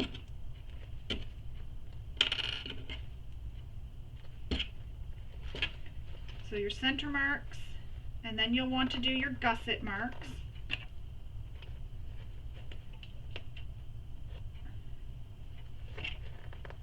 So those side marks where the gussets are, for the gusset to line up with the base down at the bottom here. And this is going to be a bit bulky here, where that strap wing is. Don't panic. What you could do is change to a bigger needle, use a bigger stitch length as well. That'll help. Sometimes people find walking foots help.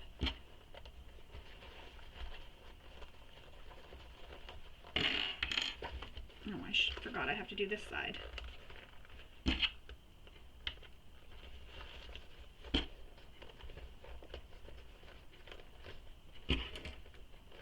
And again, we're going to snip these corners, and that'll help the fabric spread as we're sewing around that curve.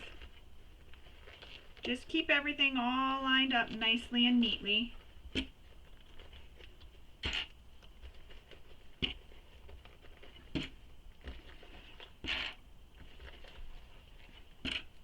And we can snip all the curves here on this side because there's no zipper on this side that we're trying to avoid snipping into.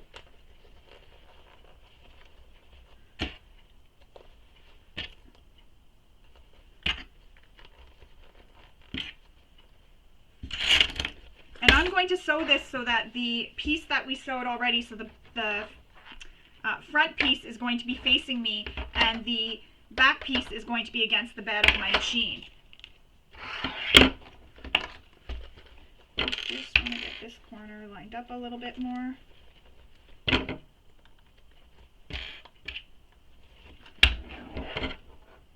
So just snipping into the seam allowance.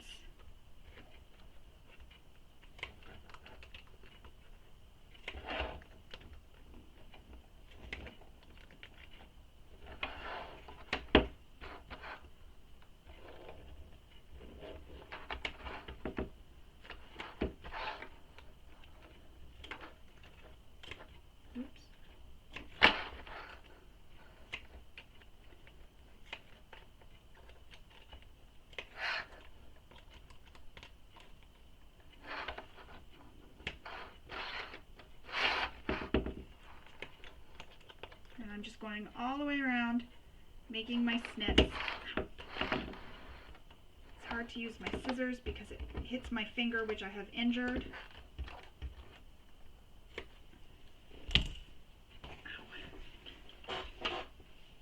Back with my extension table. So now we're going to sew around this using the seam allowance given in the pattern. And again, if you're worried about the bulk, try a bigger needle, a longer stitch length, slightly longer.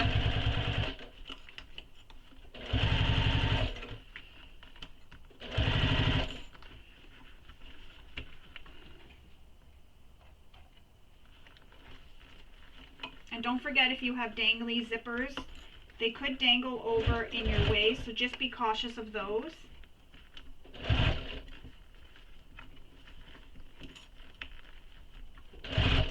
Try to get everything as flat as you can as you're coming around.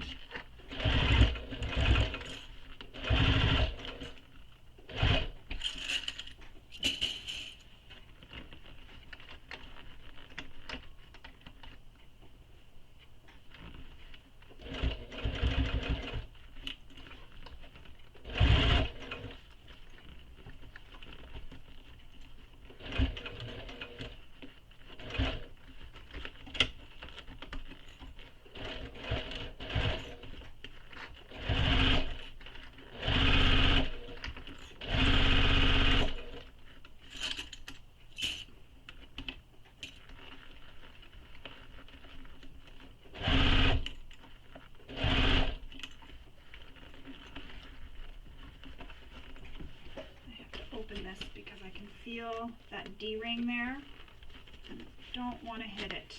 It's turned the wrong way, it feels like.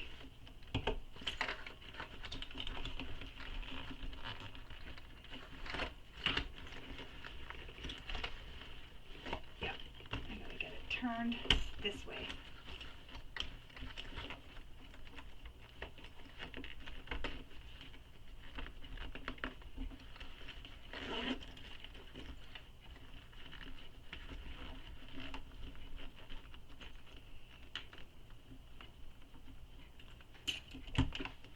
Alright, now we can continue.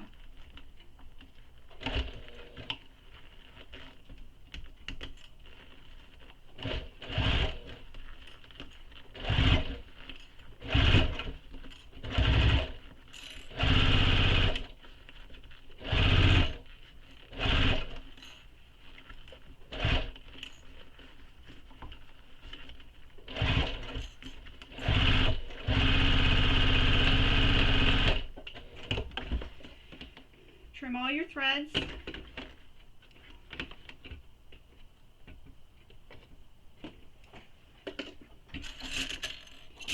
And this is where I like to check to see if I have any pleats anywhere. If I don't, I feel happy. I do a little happy dance. If I do, I just unpick past where the pleat is. And sometimes it looks like there's a pleat, but when you sort of press with your finger, it goes away.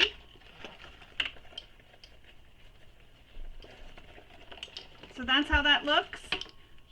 I'm happy with it. So if there was a pleat, you would just do the same thing we did when I fixed my zipper.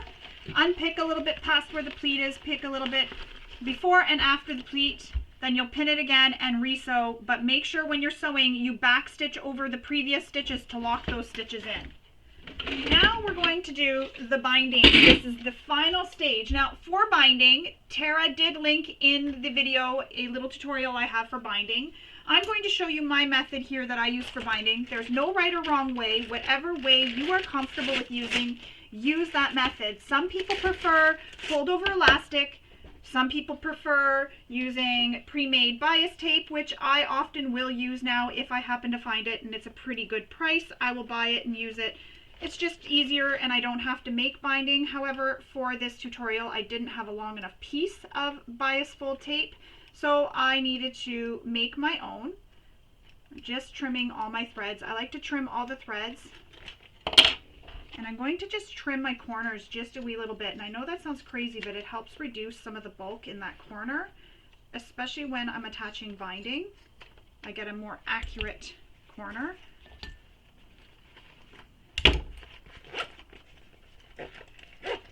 And believe it or not, this is the last step. Then all we have to do is press our bag and take pictures. And my stomach's growling. I think I'll reward myself with some lunch after I'm done this tutorial. Alright, so I've just trimmed my corners just a wee little bit, just because sometimes your corners, your fabrics shift on you. And I just like to have that all nice and even, and it helps with my binding. So for my binding, and you can use this same method for using the pre-bought bias tape. And you can also even use this for fold over elastic if you want, really. You're just going to be doing this as if it was fold over elastic. So first thing I'm going to do is figure out what side you're going to sew your binding so that this is against your machine. So when I'm sewing, I want this piece against my machine. So that is my back. I want the back lining against the bed of my machine. So I'm going to place some double-sided tape all the way around.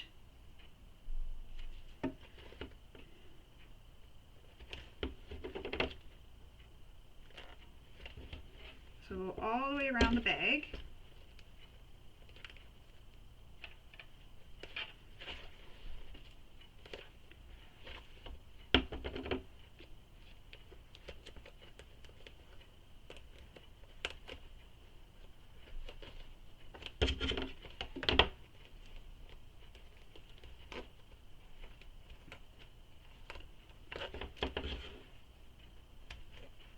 I really like using the tape, double-sided tape, because it really helps hold everything for me. I don't feel like I need extra hands. So I'm going to make sure that's really stuck. Alright, remove the paper backing, just like that. Now you're going to take your binding and you're going to place it on top of that tape. And I'm using this made binding that I have, so I've made my binding. And I want it to not be right in the center. I want to start just off the center like that. And the reason for that is when I come back, and I'm going to do this on the bottom, when I come back around to that seam, I'll line up the two seams so that they are centered after.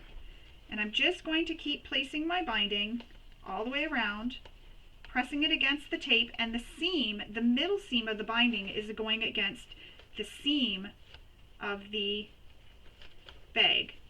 So making sure I'm covering both sides. all the way around. So you can see right now I'm pressing it and it's going, so this middle piece here, the middle, is touching the edge of the bag so that I'm able to wrap the binding all the way around.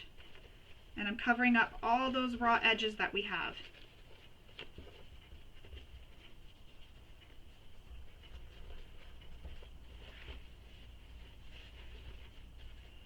And I also like making my own binding quite often because it's nice to have it match your bag. I find it just blends a little bit better. You don't notice it quite as much. So now I'm just unpeeling that little bit.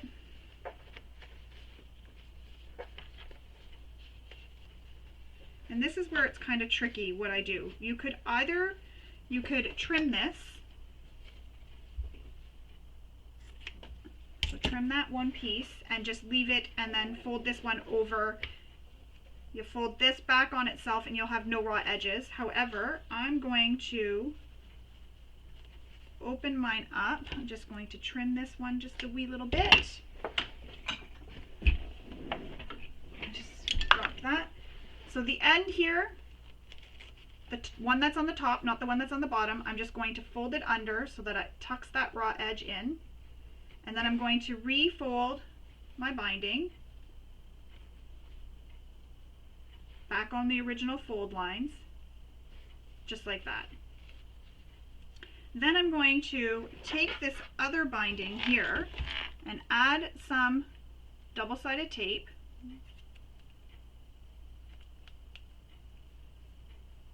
to it, because I want to stick these two pieces together. So this piece is raw, the one that's underneath is raw, and I'm just going to put some double-sided tape because this is going to help hold these two pieces together for me.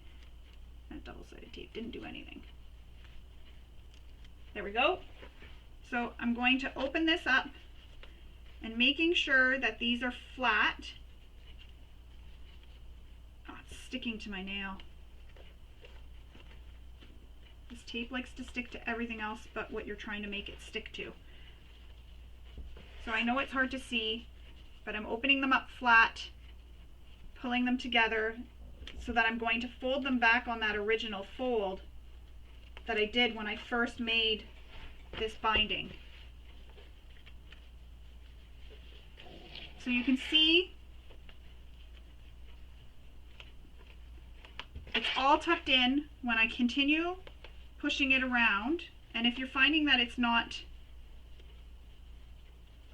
working quite right, getting quite tight enough, you can just maneuver it around a little bit.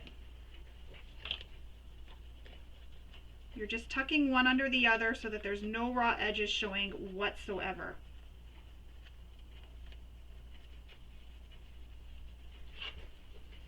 You don't want to see any raw edges on your binding. So just like that. So this bottom one, this piece here went tucked underneath the top one. Now we're going to flip this over and we're going to apply some double-sided tape all the way around this side now. And that's just going to help hold that binding in place for us as we sew. It's a lot of tape, I know, but I like to be safe than sorry. I don't like anything shifting on me. First, I'm going to just tape these two pieces together.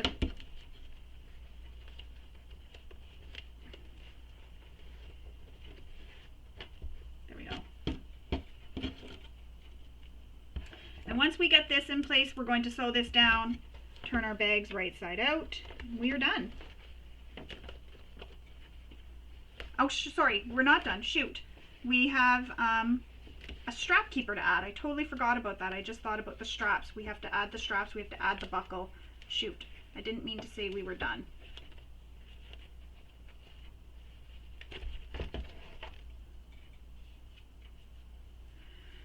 Okay, so there it is.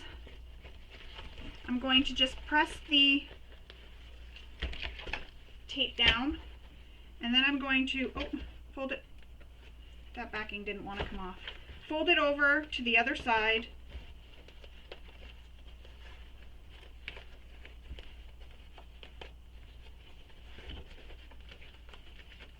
And when you bring it back over to the other side, it just folds back to where it should be.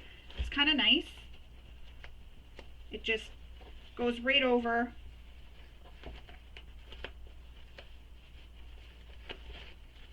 And again, whatever method you have for binding,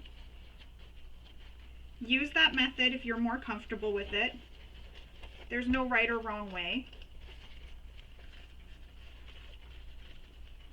And my binding doesn't always look pretty when I stitch it, and I'm totally okay with that. I figure it's inside a bag. You're not really going to see it that much, so I'm okay with it. So now we're going to stitch this in place.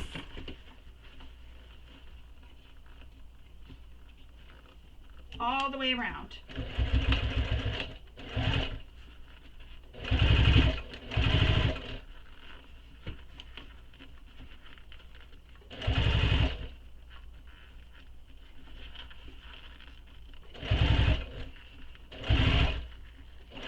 And another trick is to use thread that matches your binding or your whatever you're using, your elastic, your bias tape.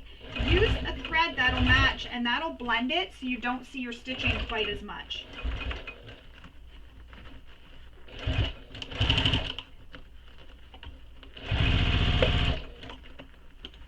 And there's those zippers, so I'm just going to zip them out of the way here.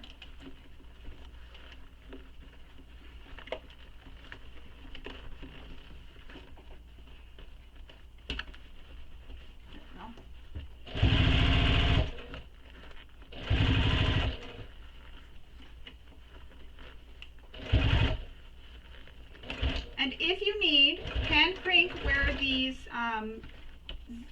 strap wings are to help get over that area.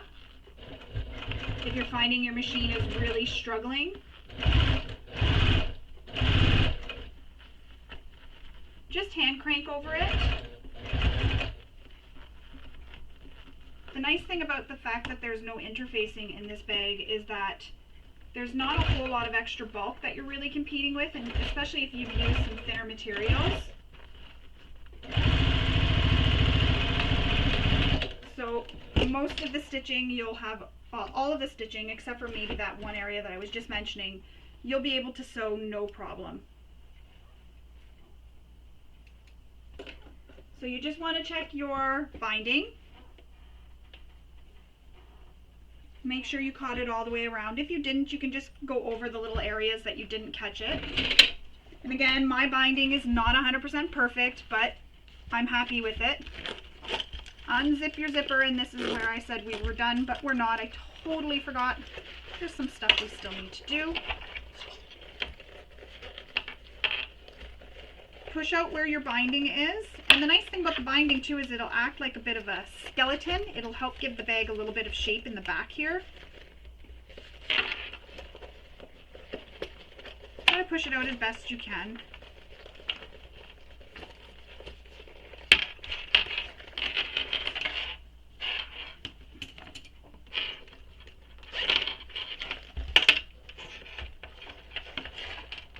Get all your corners pushed out.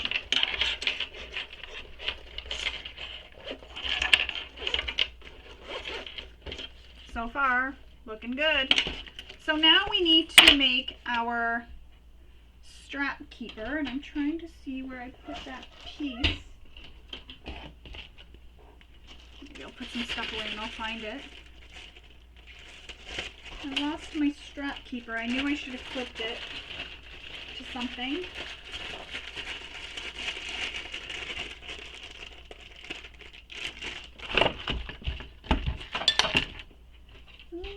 Oh, here it is.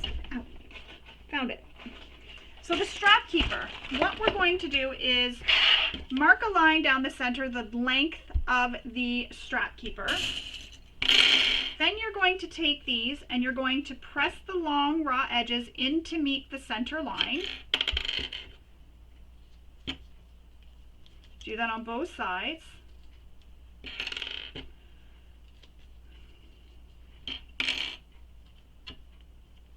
And then we will top stitch this.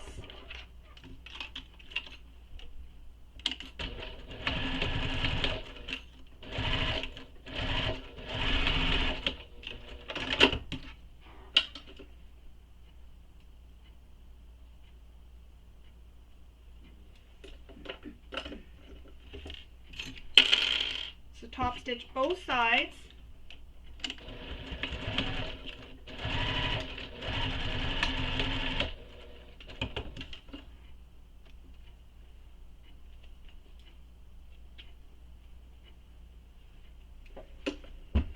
Now, what you need to do is fold your strap in half for now so that you have it doubled up, because this is going to, the way you sew this is really going to depend on your strapping that you used, and strappings are all different widths, so you want to make sure that this is nice and snug. So take it with the wrong sides facing out and fold it over your strap and make it nice and snug.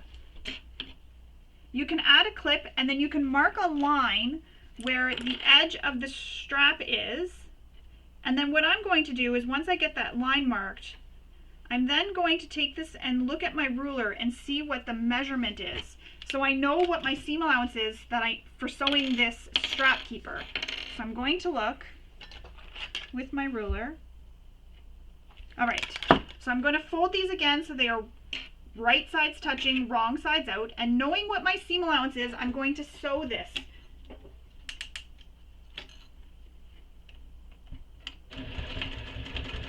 And again, not everybody will have the same seam allowance because you'll have different thicknesses of vinyl or cork. Everybody's going to have different thicknesses, and also whatever the material is for the strap keeper is also going to be a different material, so a different thickness as well. So you're going to take this and turn it so it is right sides out, and that's going to be a little bit tricky for me because I used this vinyl.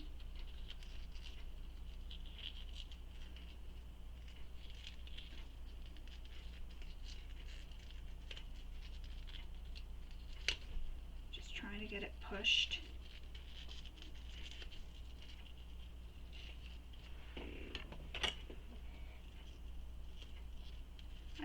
Doing it this way now, I recommend using something easier to turn than this.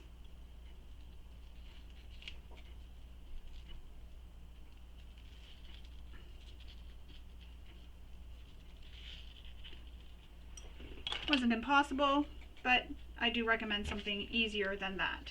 So now we're going to slide our strap into our strap keeper, and you want to have it so that the seam is flat in there. So I've pressed the seam flat, and you want this facing out as well. So you want the strap, the seam against your body when you're wearing this. Now we need to take our strap with the slider, so this part here, and making sure this is flat, we're going to fish this up and over, so up through the bar, through where it close, oh my goodness, up through closer to where the teeth are. This is my slider, it has a slider attached, and then down the other side. And when you do that, when you pull on this, I'm going to put it together, when you pull on this, ow, you'll see it makes it tight. So now what you need to do is slide the loose end of the strap through the strap keeper. And it's going to be tight. You want it to be tight. Just keep that in mind. You want it to stay tight the whole time. And if this isn't flat, flatten it again. Now, what we're going to do on this end is we're going to fold this so that you have it like a little stopper here. So we're going to fold it, and if you're worried about the raw edge, you can fold it a third time, but you only need to fold it once as per the pattern. Just hides that raw edge, and it creates like a little stopper as well.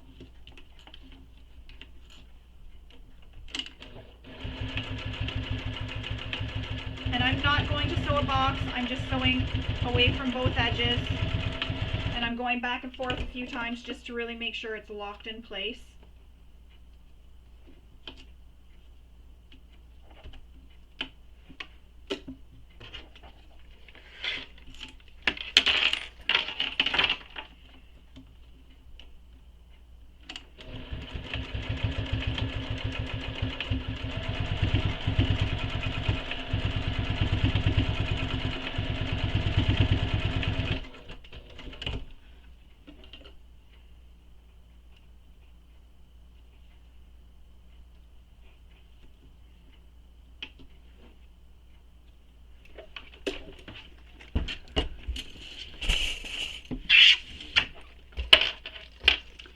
go. You have your Louie Waist Pack completed. Just fix your strap. And again, check before you sew anything to make sure it locks when you pull on it. You don't want it to loosen off, so you want to make sure it locks. You have your zipper pocket on the back.